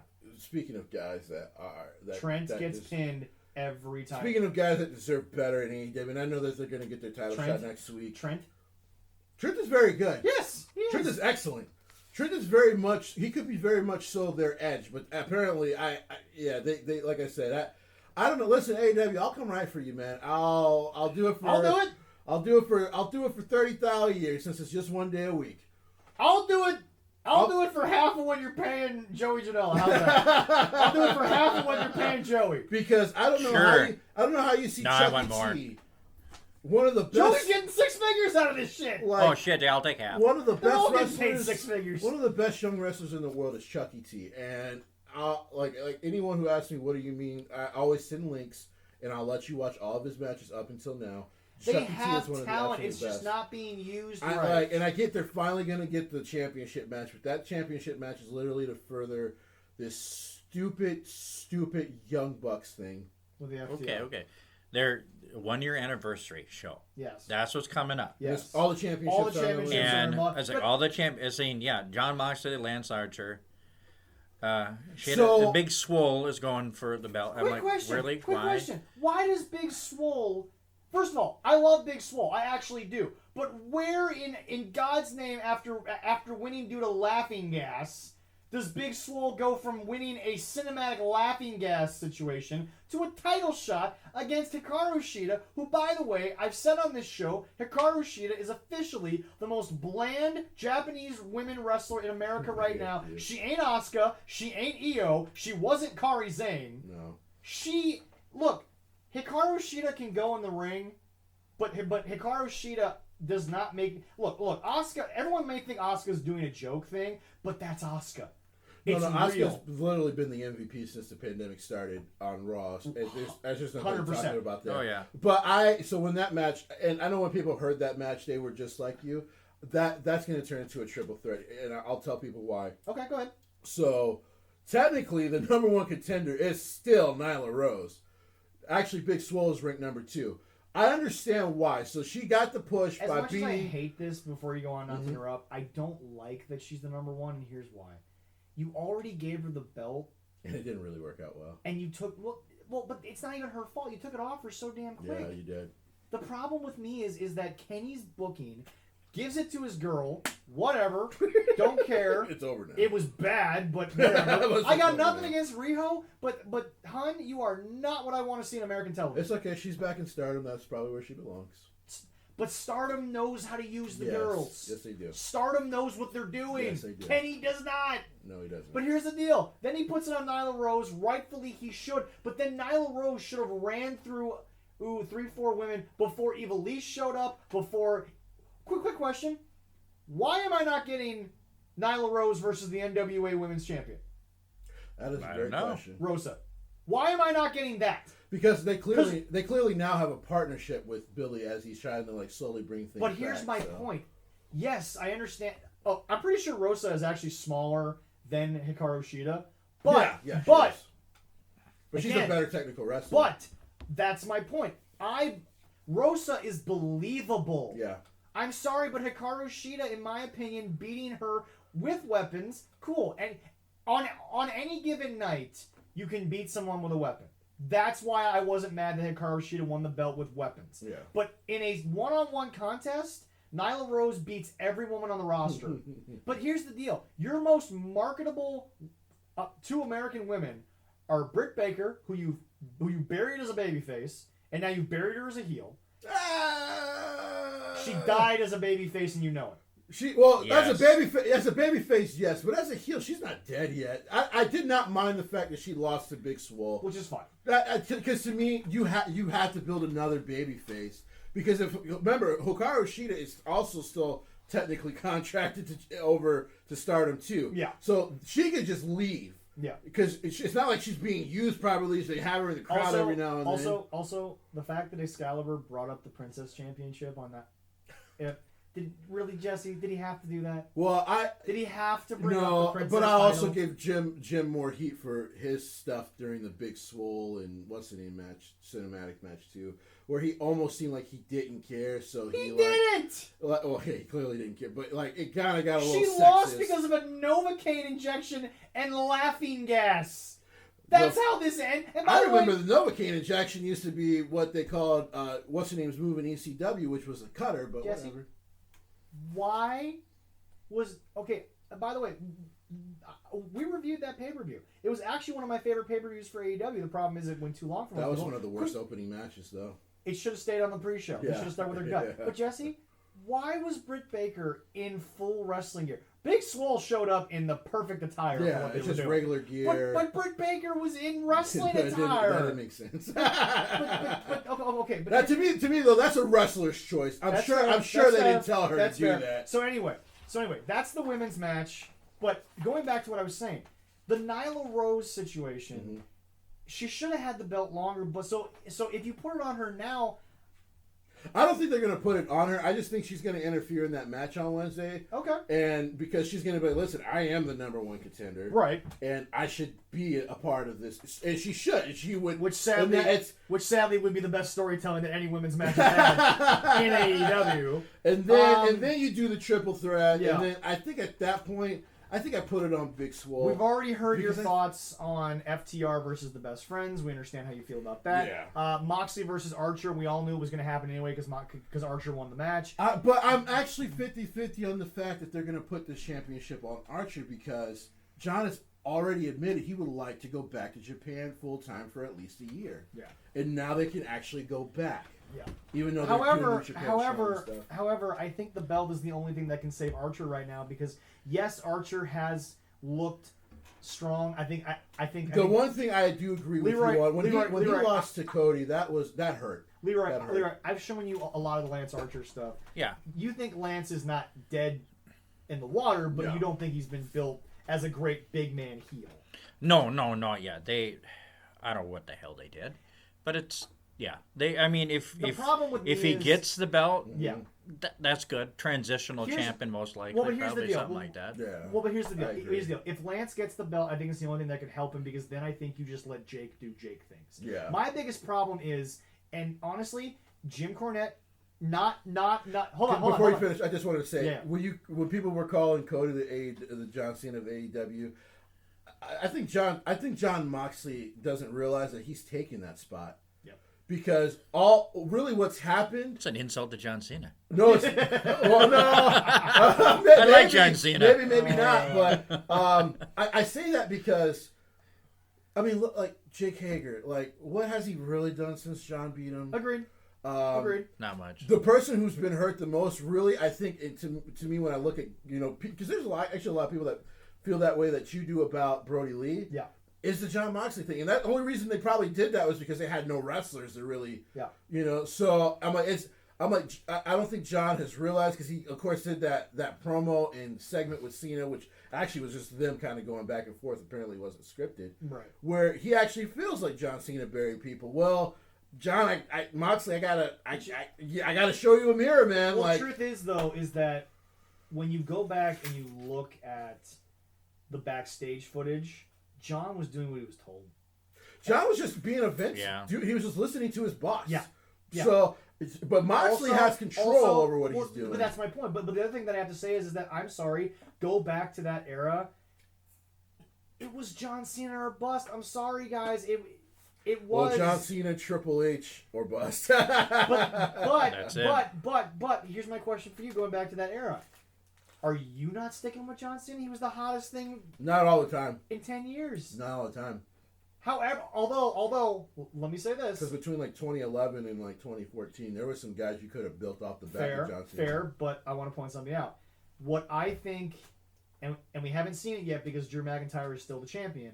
What I think they should do with Drew is similar to John in that Drew should always be around the title. Well, picture. yes. That was the best thing they did with John was that John was never really more than 6 feet away from the title picture. John had a Batista moment. John had a Triple H moment, but John was always around the belt even when other guys had it. Yeah. The problem in AEW is Lance Archer has not been near the world title except for winning the Battle Royal. And here's where I think they fail with Lance Archer. Mm-hmm. And Jim Cornette, and this is not a review, this is only what Jim Cornette has said. And this is the only statement that I'm taking from this whole review. The booking has been a little too comedic in the sense of, what about a 6'8" murder hawk and Jake Snake Roberts? What part of that is supposed to be gimmicky and funny? Yeah, no. That's my only problem. Yeah. Yeah, they're always dragging the bodies to the ring, stuff like that, yeah. Jake Roberts never won a belt in his entire career. But when he spoke, you listened. When he did moments, they're on highlight reels till the day anyone dies. Jake Roberts was a guy you listened to. Yeah. And they've done this crap where they're giving the microphone to people who don't deserve it, but they don't give Jake... Remember that 10 minutes that I talked about? MJF and Jake Roberts. I want to hear them talk more. Because, yes. Because it doesn't matter if Jake's going to beat anybody up. Jake still has the mind. Yeah. The mind of Jake Roberts is still there. And if I'm Tony Khan or if I'm anyone in the freaking building, I'm not banging on Khan's door going, you have Jake the Snake Roberts and you're not taking that brain of his and digging as deep as you possibly can into it, because remember, Jake was a damn genius. Yes, he was. Oh, God, yes, he was. Oh.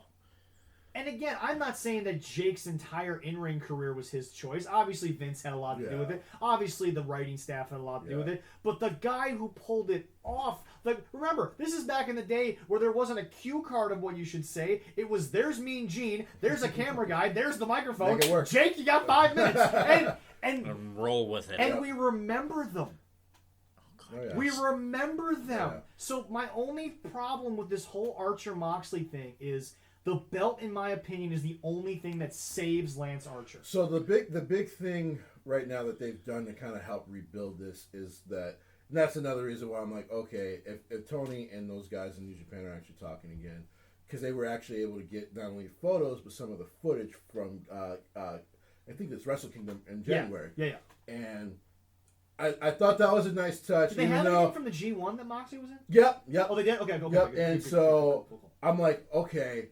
So here's the thing. John Moxley is also the longest reigning New Japan Pro Wrestling United States champion of all time. And it's not even because it's not even the U.S. title in America where he just didn't defend it. It's been COVID. Yeah, because he hasn't been able to defend. Because he hasn't been able to go back.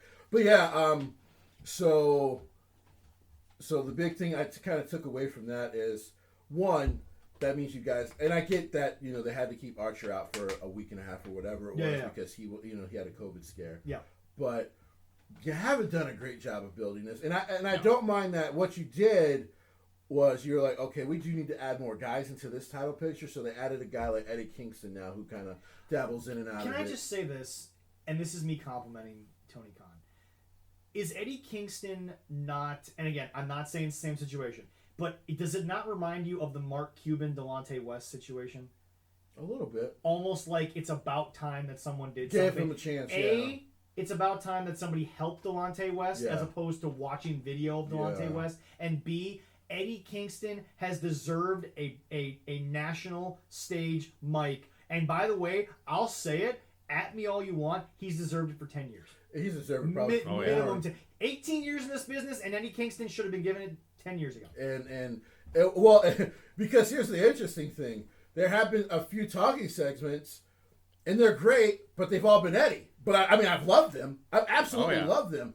And the fact that they keep giving him legitimate gripes as to why he should be in the world title picture. But that's why I'm 50-50 on if Moxley actually does win the one. But here's the deal.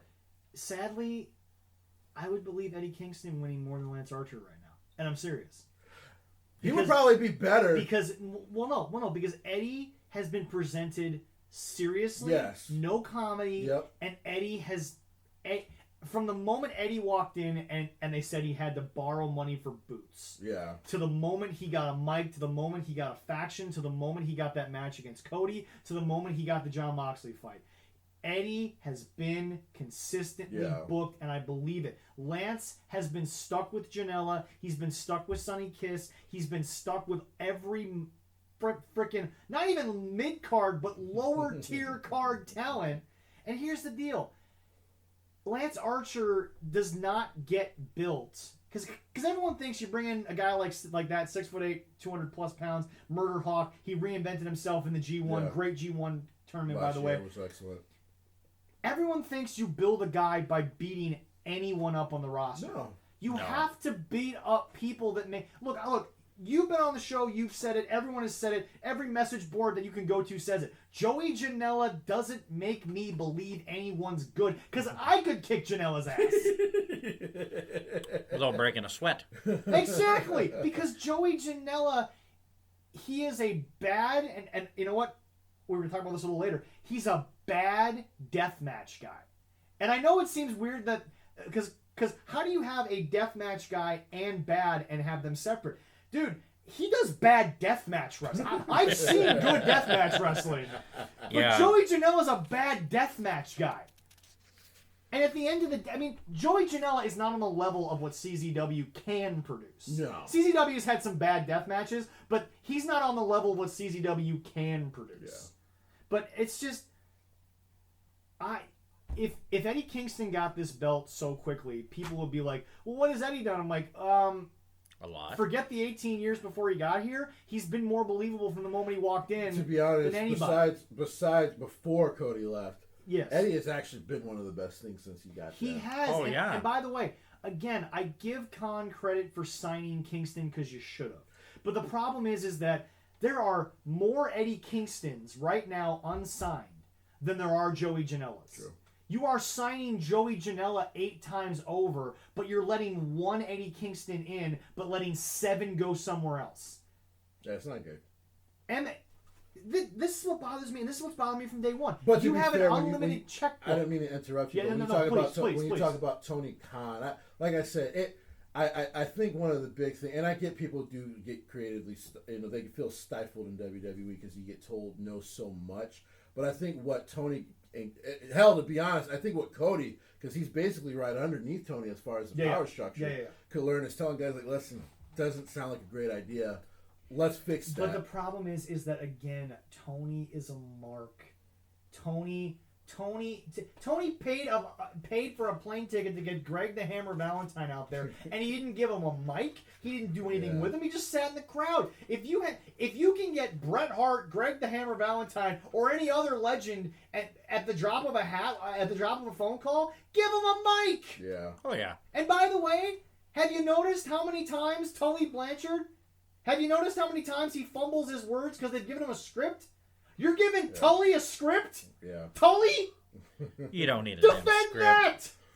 that. The only thing I could defend about Tully recently is that right now it is a match made in heaven with FTR. Oh, it works. 100%. First of 1,000%. all, I prefer Arn, but I'll take Tully. Yeah. I prefer Arn, but I'll take Tully. But that's my point, Jesse. They get access to talent that I'm looking at this like I didn't think you could get. But they're not doing anything with them. Yeah. Tony Khan is using his daddy's money to fund his own little pet project where he gets to take action figures of these late great legendary guys, put them in a ring for 5 minutes, and he got his dream. And that's why I brought up the New Japan thing, because they would control their own guys, and what would be good is that I would hope so. Now you would get enough of somebody like Gato and someone like Tony Khan's here going like, no, tell that person no. Like that idea does not only work. Not only that, but okay, if I'm in Tony Khan's ear and I get a working relationship with New Japan, and both of you pay attention to what I'm about to say, because I don't think you could poke a single hole in what I'm about to say.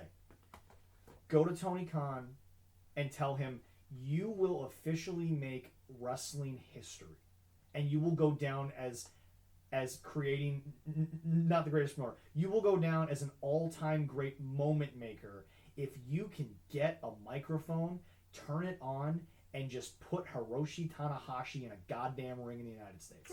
Oh yeah. That isn't New Japan. Yeah.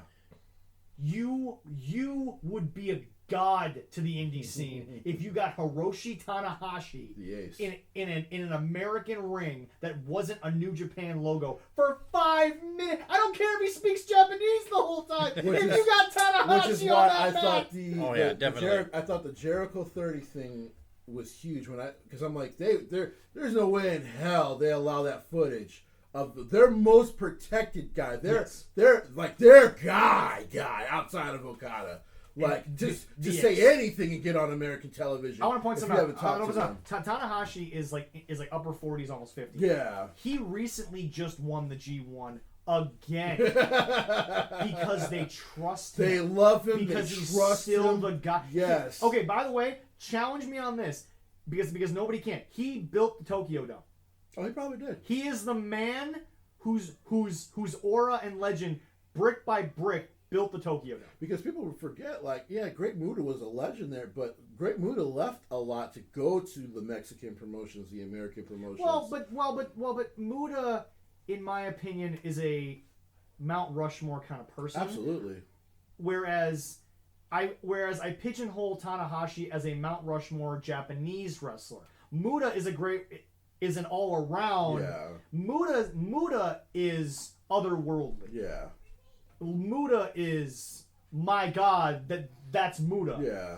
Tanahashi's a guy that you might not notice at first. Yeah. You might have to take a double take. But once you know who it is and once you watch a match, he is the ace. He is the guy. Yeah.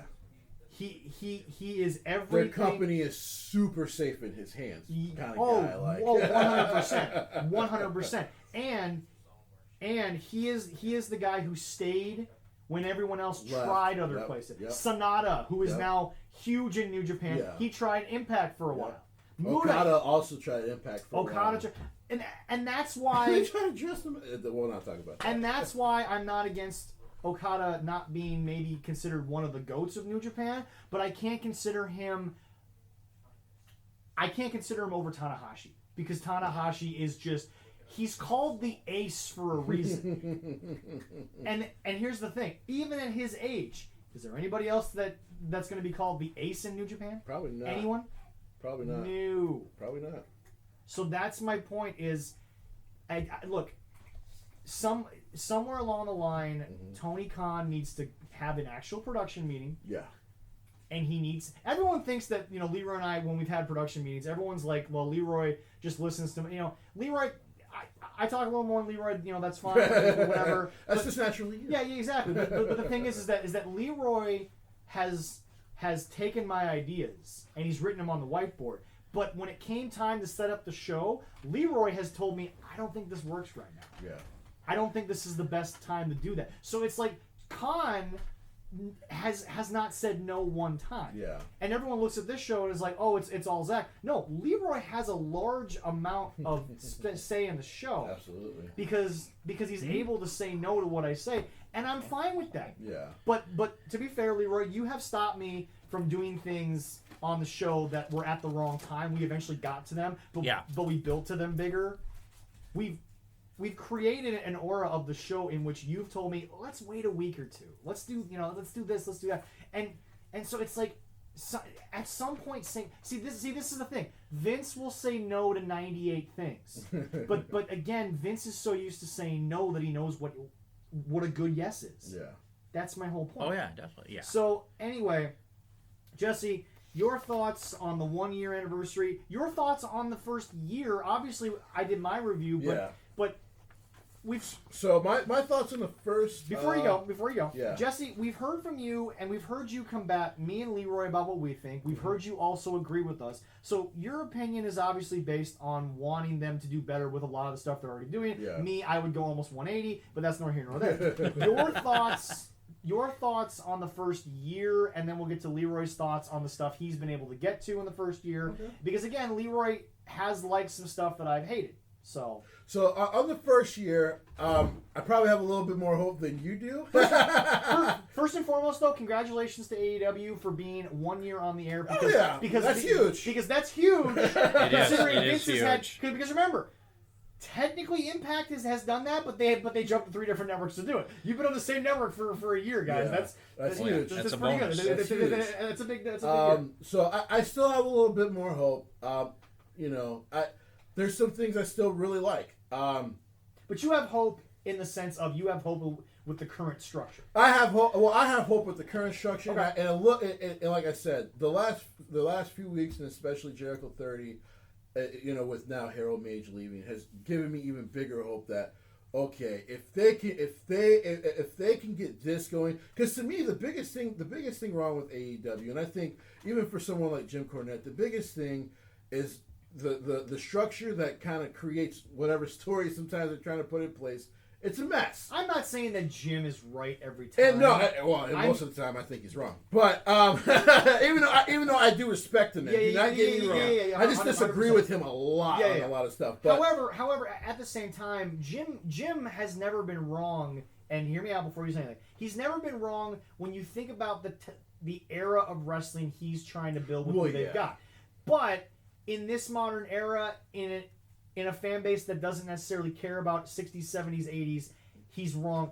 Again, he's both right and wrong in the same context. I said, I think a lot of what Jim sees is he sees like Vince is still going in the modern era with storytelling, but a lot of the times I'm like, Jim, I also don't think you see what Vince has been able to change in himself to continue this. Yes. So like I said, there's a lot of hope. Like I said, the big things for me is the continuing build of the New Japan relationship, because there is something if it's there. I actually do think there's something there. Something is there, but we're not going to speculate on an actual working relationship. But it could be a one-off. Man, I am so willing to fly to Jacksonville and be like, let me work with you guys. You don't even have to pay me much. Zoom call me. Like you could Zoom call me, pay me $500 every Wednesday or Thursday or whatever. You know what? And I will help you. We've been good at it. You know what? Hold on, Jesse. Interesting. So here's the deal. We don't know the next time maybe we'll have you on the show, but the next time we get you on the show, let me know, because Leroy, write this down. Let's have a fantasy booking segment. Okay. We're gonna. all right. Yeah. We're gonna mark book that down. We're gonna book. Write this down so that I don't forget the number. Write this down. Let's book 6 weeks of AEW television. All right. Let's do it. Okay. I like the idea. 6-week fantasy booking. I like that. 6 weeks in 6 weeks in one show. We're going to book 6 weeks of AEW television. And you know what? If we have fun with it, maybe we'll do a pay-per-view. Yeah. But we're gonna dedicate. And here's the deal. I do solemnly put up my right hand and swear that I will spend over an hour on this show with a positive AEW like, because I'm going to do my best to book the show. Gotcha.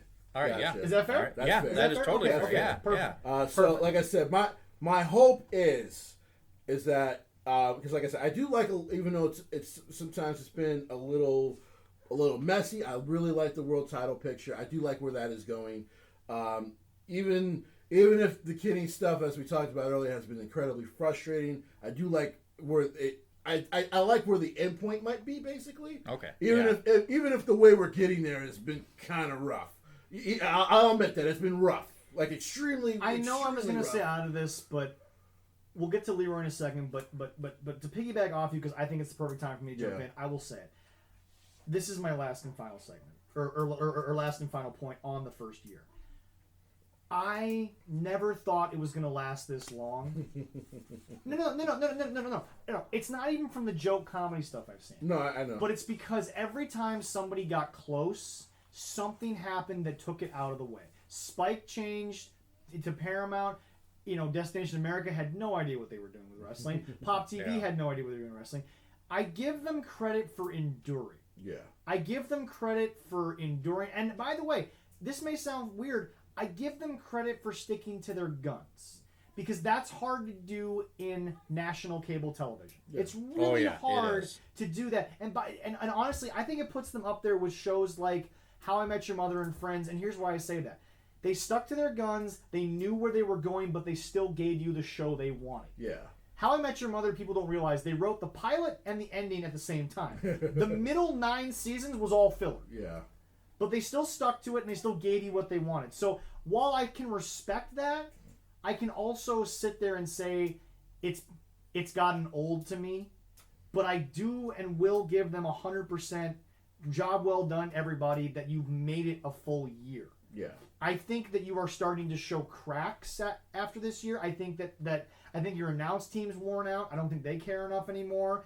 If you want to keep Excalibur, that's fine, because he at least cares a little bit more. But Jim's got to go. Tony Schiavone's got to go. You got to bring in people. Taz at least cares a little more. Taz actually seems like he cares. So, bring in Veda. I'm not sure if you've ever heard her on. She actually does. He does a great job. But that's my thing is, I can't believe we come to a day where I have to say, unless Jim Ross is doing like a specialized pay-per-view where he cares, that he should not do commentary anymore. Yeah, I never thought that day would come. The most Jim cares is going to picture-in-picture. Try me. Question me all you want. I can't argue. Question me all you want. That's the only time he's ever up. And I tell people, I'm like, I get he's older now, but I'm like, I never thought the day would come where he just doesn't give a damn. But now so my last point is, I do want them to have a 5-year anniversary show. I do. But I just don't think people realize is that what I always hurt them on, what I always mark them on is, you can't tell me this ain't WCW at the end, but I'm just watching it 20 years later. I'm sorry. You can point moment to moment of where WCW finally took a downturn and you can compare on a frickin' pros and cons list. You can compare side to side the bullet points of the moments that kill WCW, and they're doing the same thing. Anyway. So, I mean, I've always said that when it comes, one thing, I kind of have to disagree on that, and that's another part of their 1 year I'm proud of, because they actually cared enough to change some things. Cody changed quite a bit, started taking ownership of his own stuff, and before what happened recently, it has actually worked very, very well.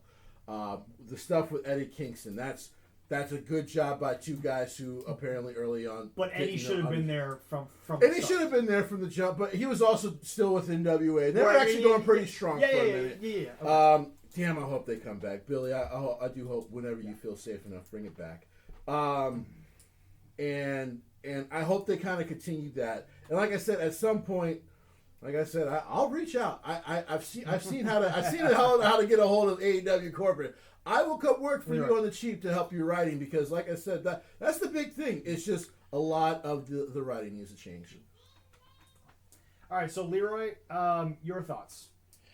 Well, on the first year of the things you've seen, because again, more so off camera, you have explained to me some things you've liked and some things you've disliked. It hasn't just been you being like agreeing with me the whole time. You have contradicted me on a couple of things. You've enjoyed a few things, and we're not going to list everything you like since, but. Well, yeah, it's like, it's like they're working on some of the storylines. Cody has done better with Eddie Kingston in there. Whole, first 3 months where nothing happened. Yeah. I can't get over the first 3 months. I can't. You can't give me 9 months and this is literally the Michael Jordan thing where it's like, let's forget about before he won 6 championships and the Wizards era.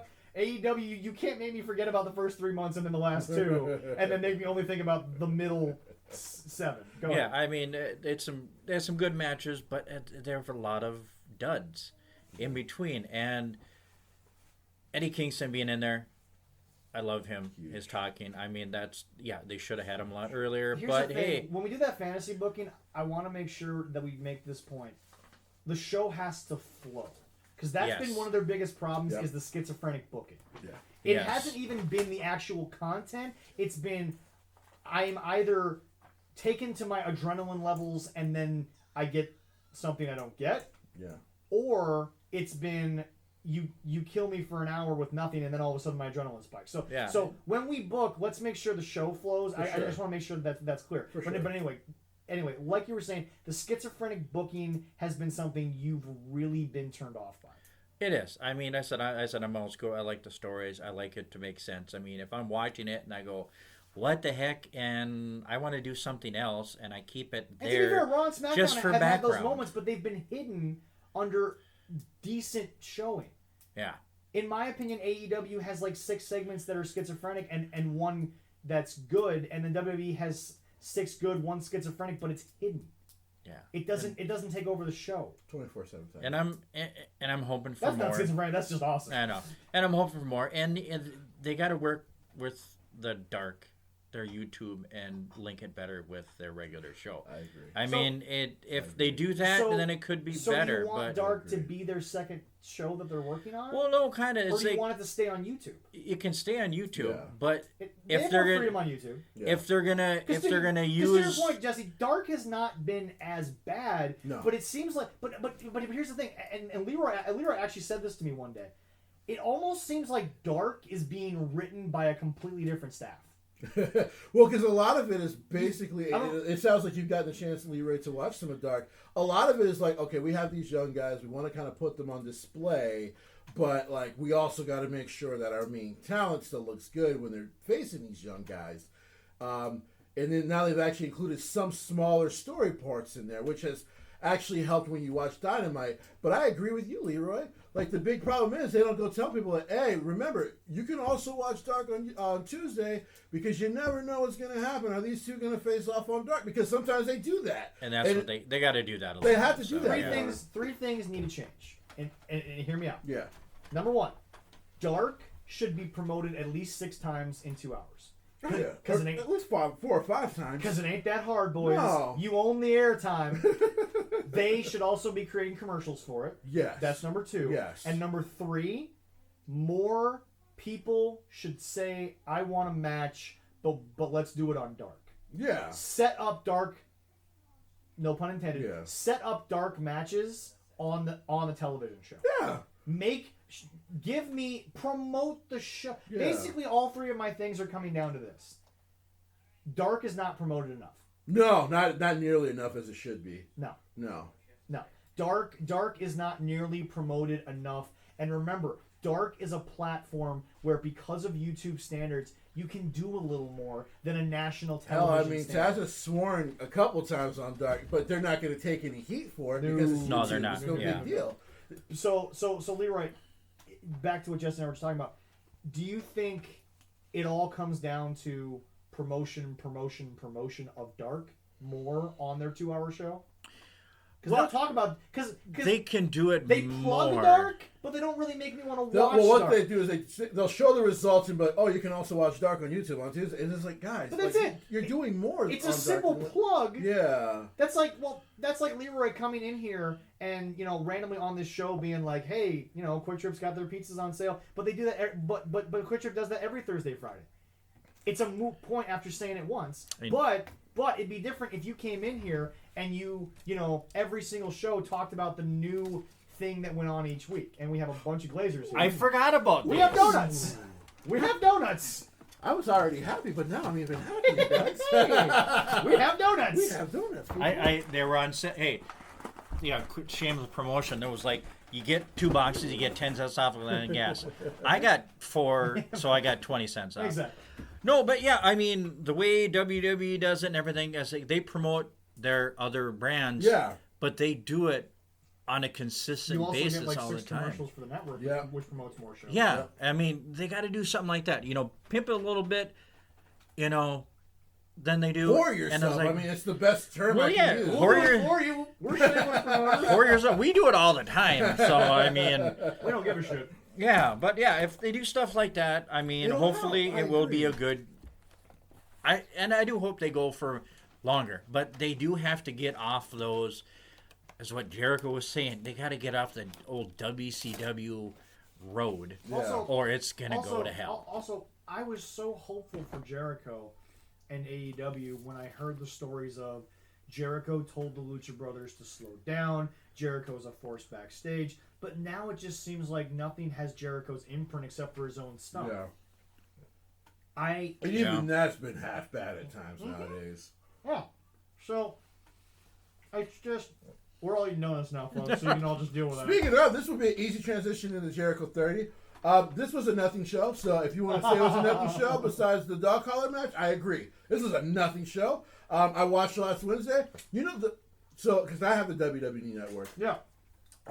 $9.99, guys, it's worth it. They now also have some of the old Evolve stuff. They're getting more and more of the catalog. So, yeah. It's so good. Hit the network. It is worth your time. That is the best version of Keith Lee, by the way. Yeah. Is that Evolve stuff. I love him and Dominic Dijakovic, even though they were good on NXT, they're not going to live up to what they were in Evolve. That's because in Evolve they can just give them more time. Mm-hmm. But so the dog collar match, I agree. So I was okay with the switchback to Cody because now, like I said, as soon as you started talking about my eating crow segment, and I started thinking in my head, I'm like, damn, they really didn't build this for nothing. Nope. Mm-hmm. So you were absolutely right. I was wrong. We're gonna film that, by the way. That's gonna be on our YouTube channel. It totally hurt. All the hot sauce and the crow. We're gonna get you something. When I get that hot sauce, I'm gonna make some really burn hot. my Man, ass. like you guys ended up being right. We're gonna make some really hot chicken. I think I gave it more hope because Cody's stuff has been so good that I'm like, this actually has some promise if Cody's involved with Brody Lee. I hate to say it, but did Cody leave the good booking with the blonde hair? Sorry. Maybe. I don't know. I'm just going to say it. I got a feeling. I actually have a feeling because Brody did an interview before the championship match. Yeah. And he openly admitted he doesn't get into the minutia of stories with the writers because he wants to just go out there and do his thing. And do his thing. Yeah. And I quote, I did air quotes, people. He did. And I understand why Brody was so frustrated with Vince, but I think what Brody needs to understand is dude, you're in your 40s. You're probably only going to be able to do this for another 5-6 years. There's a reason Vince wanted you to do stories. He was able to keep Mark, the Undertaker, for you guys. Mark Calloway. He was able to keep him around for over 30 years because there's a lot of protection when you do stories. And this goes back to what you and I were talking about earlier. We all can't beat Tanahashi. No.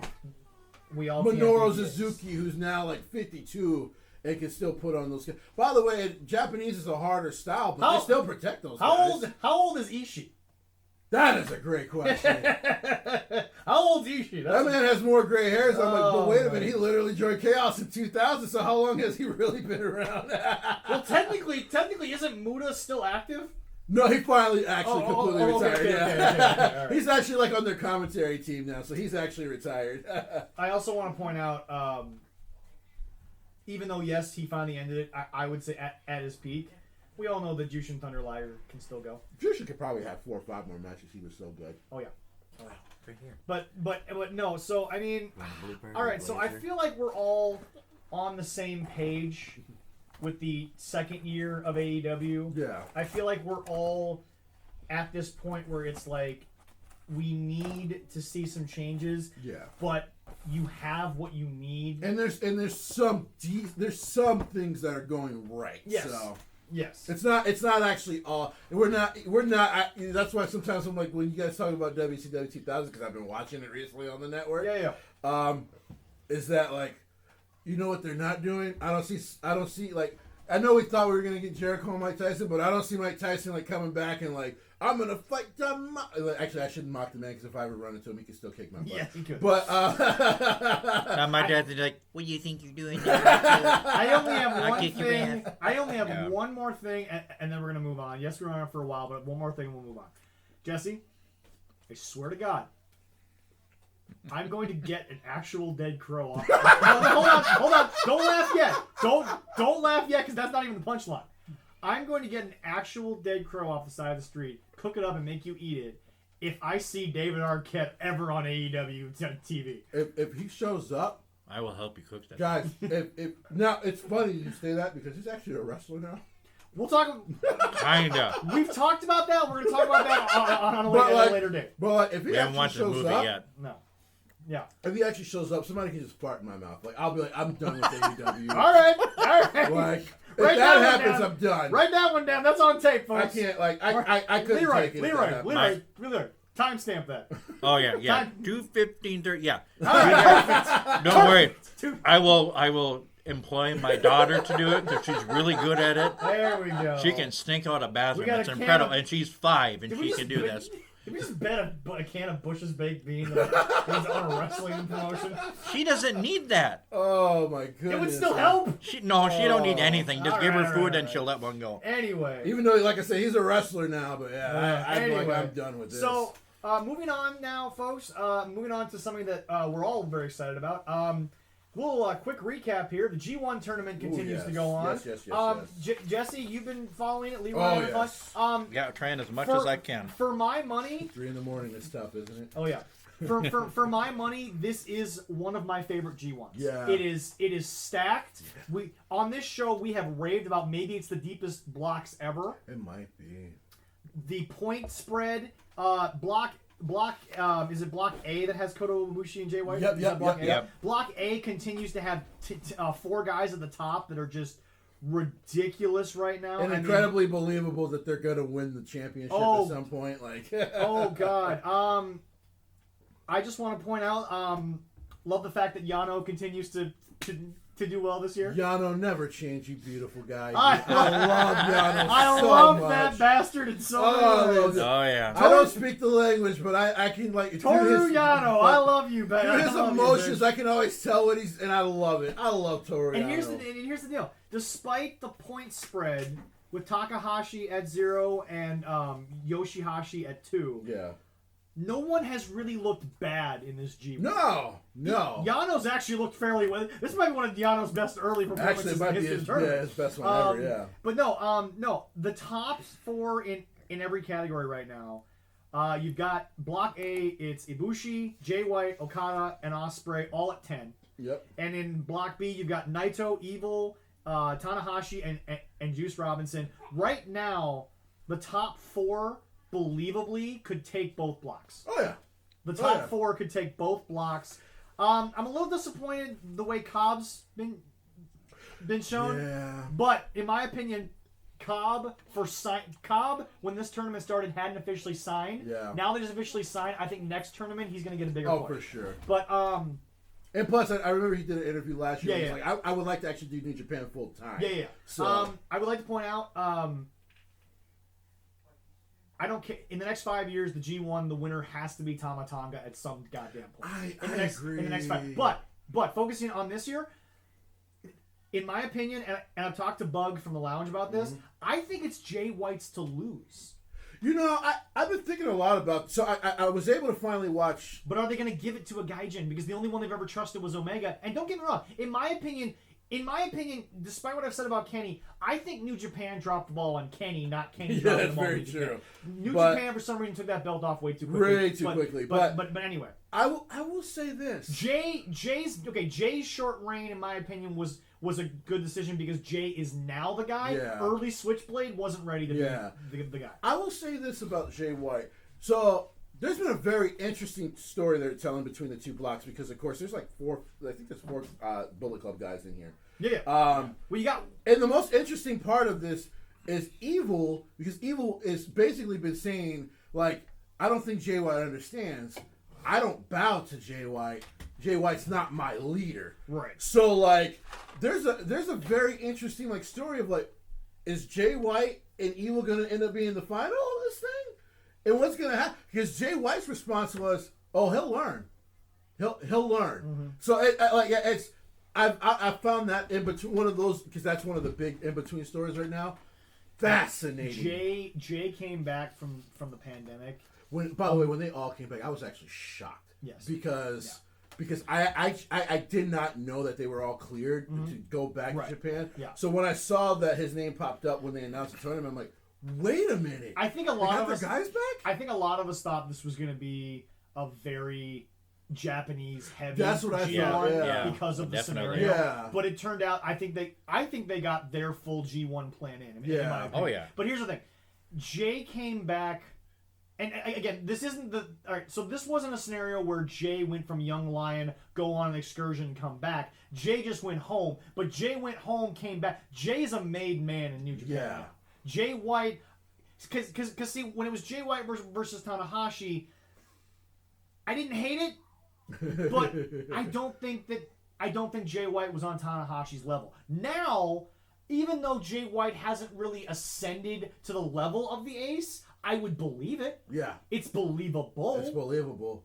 Well, and then the fact that last year, they had the story where, like, and 2 years ago, where they also had the story where, like, he really wanted to beat Okada, and then he finally did it. Yeah. He finally did it. And I think that really elevated him, too, including in the Japanese eyes. Leroy, you watched that match, didn't you? Okada versus Jay White. I'm pretty sure you watched that match. I believe some of these matches just blurry, but yeah, I believe so. I've seen so many damn matches but lately. so It's crazy. good too. But yeah, But okay, but here's my point.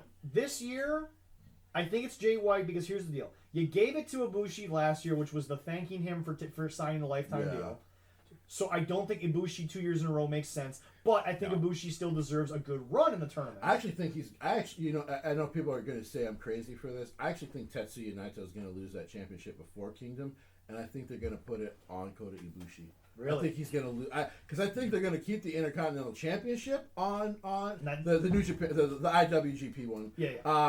On Tetsuya, but I do think that Kota Ibushi is going to win the championship before Wrestle Kingdom because then that way if they decide to set up Evil and Jay White, now you have an interesting thing because they don't usually do triple threats. No, not in Japan. No, not usually. No. But this is one. The juniors will do it. Yeah, the juniors will do it. The juniors will do it. But I've heard there is some interest with Gato of doing a triple threat with Evil, Jay White, and then either Okada or Ibushi. Well, but here's the thing. You got two Japanese... Because I don't mean to interrupt you, go because apparently Tetsuya Naito's actually been dealing with a lot of knee injuries, and at some point he has to take some time off. Yeah. So, But here's my thing. You would have two Japanese guys in there, both very good. Evil. Oh, yeah. Evil, in my opinion, has turned a corner. Oh yeah. I was never high on Evil. I was, so when they did the betrayal, I was literally like watching my laptop and my jaw was open like, oh yeah, wow, they actually did this. Yeah. but I think and Ibushi to me could do more, but I like where Ibushi stands. True. He's like a top guy. They can just kind of float him around. Ibushi's no longer the guy who lights his chest on fire and jumps off things. Although occasional Ibushi will still do that. But I would not recommend that. But I think Ibushi's more of a made man now. Very true. So 36 and looks like he's 27. I didn't 27. even know. Looks like he's 22. Dude, I like when Kota Ibushi looks younger than both of us. Oh yeah. If I shaved, I might be close. I look a lot younger when I shave. But you know, this is my thing. You know, this is my scenario where you've got a lot of guys looking good. I don't think that Goto's looked bad. I think Goto's had good matches. I just think Goto's not. So when I've been watching this tournament, Goto's the only one where I go, why not? Like I know he won. I think he won twice back in the early 2010s. Has Goto won the G1? I think he's won once. I'll have to research it back up, but I'm pretty sure I went back to watch it because Bug in the lounge told me he did win. You got that pulled? You gonna pull that up? Yeah. Okay. Double check. I think he won one, but he didn't win the championship. And I'm like, Goto is always so good. Well, because isn't Nakamura the only guy to go unbeaten in group play and then he lost in the final? I think so. So yeah, Goto is a guy. I'm like, why not now? Like he's getting close to 40. And I'm like, in their style, he's getting close to my age. That's like 90 in their style. Minoru and Tanahashi are aberrations. Like they brought some of their like former top guys back when they didn't have their gaijin and stuff like that during the pandemic. So 2008. Okay, yeah, thank you. 2008. And so, but he didn't win the championship at Wrestle Kingdom that year. I don't believe so. So I'm like, why not Goto at some point? Like the guy's been very loyal. He's very, very good. Great babyface for what he is. Goto is one of the few Japanese guys that makes me sympathetic. Yeah. That's hard to do with a Japanese wrestler. Yeah. With a Japanese wrestler that doesn't have an American teaching, it's hard to do. Yeah, for sure. A solely non-excursion style guy. Dojo brought up all that. Yep. It's a completely different situation. And it's just like when does Goto ever get a shot if ever? But like we've been talking about with the G1. I almost want to agree with you, but 2 years ago was pretty damn amazing. When I first got the chance to start watching, when Gene Cross and our guy from the lounge. Goto has never won the IWGP Heavyweight Championship. So he didn't win the championship at Wrestle Kingdom that year. No. Actually, I don't even think he got a champion. I think he was one of the first guys to lose his championship match. But we would have to look that up. Yeah. But yeah, he is still my sympathetic guy where I'm like, come on, just get to the final, even though I know you're not going to win. So far, it has been hands down one of my favorite G1s. Oh yeah. Which is hard to say because I love the G1 every year. So good. They always get great people in it. Oh yeah. Next year, in my opinion, put the GODs in it, but separate blocks. Oh, for sure. I'm not saying GOD versus GOD. Tama's clearly the better breakout. singles. By a mile and a half. And that's nothing against.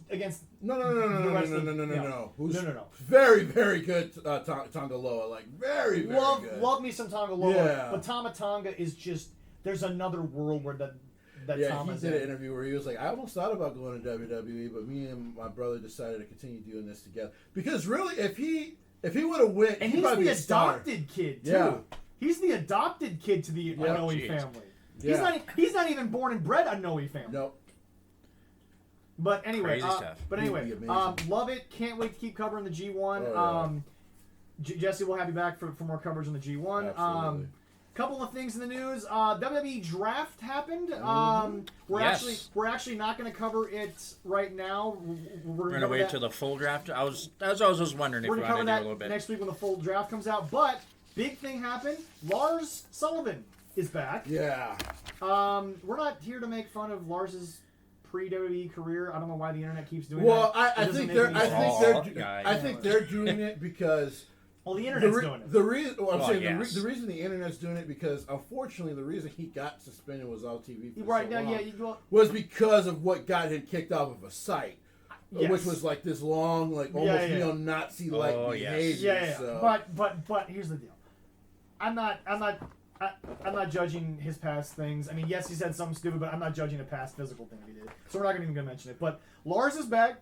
A little bit blonde in the hair. It kind of shortened up the beard, and you would have been a slightly less shirted version of Miro, but that's a whole other story. Yeah. But no, Lars is back. The beard, in my opinion, looks better than it did beforehand. Oh, yeah. It's not as messy. It's a little more cleaned up. Interesting to see where that goes. And also, he came in and beat up legit stars, names. The guy he beat up before, Jeff Hardy, because people and he beat forget, up again. When he debuted, he beat up the Hardy Boys. And then watching poor Miz again, please, John, pull me out. Yeah, right. Yeah. John was like, I'm gonna let you go because I'm not gonna die. But yeah, no. Not much to say, but I'm just super excited about it. And we'll see, because he is dropped into the draft pool on He's in the draft Raw. pool for this Monday, yeah. So we'll see how it goes. I mean, even with that, too, I mean, there was a couple... I mean, we could talk more about it, but the shockers of the tag teams, they kind of split up. We'll talk about that. That draft. It's kind of like, whoa, let's see how it goes there. But trying to wait till the draft ends, I'm guessing. Also, and then moving on here, the final thing here today, a little in the news, Alberto Del Rio is facing life in prison for his kidnapping and sexual assault charges. So sad because such a talent. What a waste. Perhaps the greatest waste of Mexican talent. Top 20 greatest talent wasted ever, in my opinion. Man. Just because of what he's was so given. Good. He's so good. He was natural. Yeah. Very, very. He was what I would call Mexican strong style. Yeah. Yeah, he got charged with 4 counts of sexual assault and 1 count of aggressive kidnapping. Yeah. And if he's convicted, 5 counts of it, could be a maximum sentence of 99 years in prison. Yep. Each assault carries a maximum of 20 years. Yep. So it's not too good for him. No. But I mean, this when it described what he supposedly did. We're not going to. I know I'm not going to go do it, but I've read that and it's like it's Jesus. So sad because it casts because sadly we live in a world where you can't ignore the shadow that is cast. It casts such a shadow on one of the greatest Mexican legends of all time. And just it. I mean, not Alberto Del Rio. I mean, Mil Mascaras. Yeah, yes. When the Page stuff happened, and now this, and you just like. Well, you see, and then of course you hear about like how much of a jerk he is to try to work with, and you're like, that's a darn shame. Well, you see once again, and again, this has happened in so many sports. The talent goes to someone who just doesn't give a shit. Yep. Yeah. Because at some point your chances run out, and unfortunately for him, his ran out a few years ago. But, it's just your chances run out where people are willing to overlook that you have some things you need to deal with and give you another chance. Yeah. And I think what but killed him willing to really. But he's never really been willing to deal with his issue. No, he's never. He hasn't. From what I've seen and read, it just seemed like he just really didn't give a shit, and that's just so bad. Definitely. I think there would be a few people disappointed that we do anything with the draft, but I was not sure if we were going to do anything, and I'll just put that out there. I do think it's like get ready for the full. I'll be fair though. I really want to cover the draft in its entirety. I don't want to go half-half. Yeah, that's what I was wondering. I was thinking we're probably going to do that. Like WWE did. Yeah. Yeah. Listen, man, I love wrestling. I love even if I have my issues with AEW, I've actually one of the guys who did not want to give it a chance. I'm like, you know what? I'll give it a shot because I've always believed when you're that cocky and you announce a company, you shoot at Vince, you better not miss because the guy has at least 30 years of clout that you can't deal with. Yeah. Oh, yeah. And sometimes WWE will do things, and I'm actually hopeful maybe I can luck out and be on next week's show because what happened on SmackDown. But by the way, also before we go, what I hated. Why not just start it on Raw? Like why? Like I know you do this because you have the bigger contract with Fox. But that's all it is. It's Fox. Fox won on the first night. Sorry, it's just the way it goes. And here's a fun thing. Part of the draft for the roster, a birthday today too. Oh yes. Oh. Ricochet. Yes. Happy birthday, Ricochet. It is Ricochet. Yes. Maybe one day you'll get your push. My girl. Oh. It's interesting you say that. It's interesting you say that because his 24/7 special, he's fine. I mean, he's happy with the company. He understands that he's got to build, but yes, a happy birthday to my girlfriend's favorite male wrestler, only because what technically got her into wrestling was the Will Ospreay Ricochet. You're an angel for showing her that. Oh yeah. Oh my and God. and last week, God rest his soul, Eddie Guerrero. It was his 53rd birthday a few days ago. 53rd birthday on this past Friday. We're filming this on a Sunday. I could spend an entire 2 hours on Eddie Guerrero. Yes, I'll just say my favorite memory was I went to a show. My uncle took me to a show, I think in 2005. Yeah. And it was one of the matches between him and Kurt Angle. Oh, jeez. And it was literally... Classics. I don't know how I didn't become a professional wrestler after that match because I wanted to. You want to talk about two people who it's just chemistry. Yeah. Even if they didn't like each other backstage, it was just instant. Well, they had a chemistry. few arguments and stuff. Kurt's talked about on the the podcast with Stone Cold. But They're anyway, wearing that silly hat. Jimmy Cacorn. Wasted away in margarita. Oh yeah. Anyway, Jesse, once again, thank you so much for being on the show. Happy to be here, Can't man. wait Thank to have you you for back. having me. Leroy, once again, always a pleasure. Oh, always is. Please, are we on Amazon yet? I still have not found us on there yet, so I don't know what's going on. Maybe we're not on there. We are working to get on Amazon We're working Prime. on that. We are once again always on YouTube. We are also always on Podmatic.com. We are also on Spotify still. iTunes. We haven't left any of our services right now. Please continue to subscribe so that we can continue to bring you guys this wonderful idea. And again, to anyone out there listening, I don't care if you're in Europe or if you're in the United States. If you have any ideas for the show, please feel free to message us at Facebook. And thank you guys so much. This was a lot of fun. Jesse, we can't wait to have you back again. It's been great. Hopefully next week. Maybe. And so, for the entire family here at 13 Cards Subject Change, this is Zach signing off. Thank you all very much.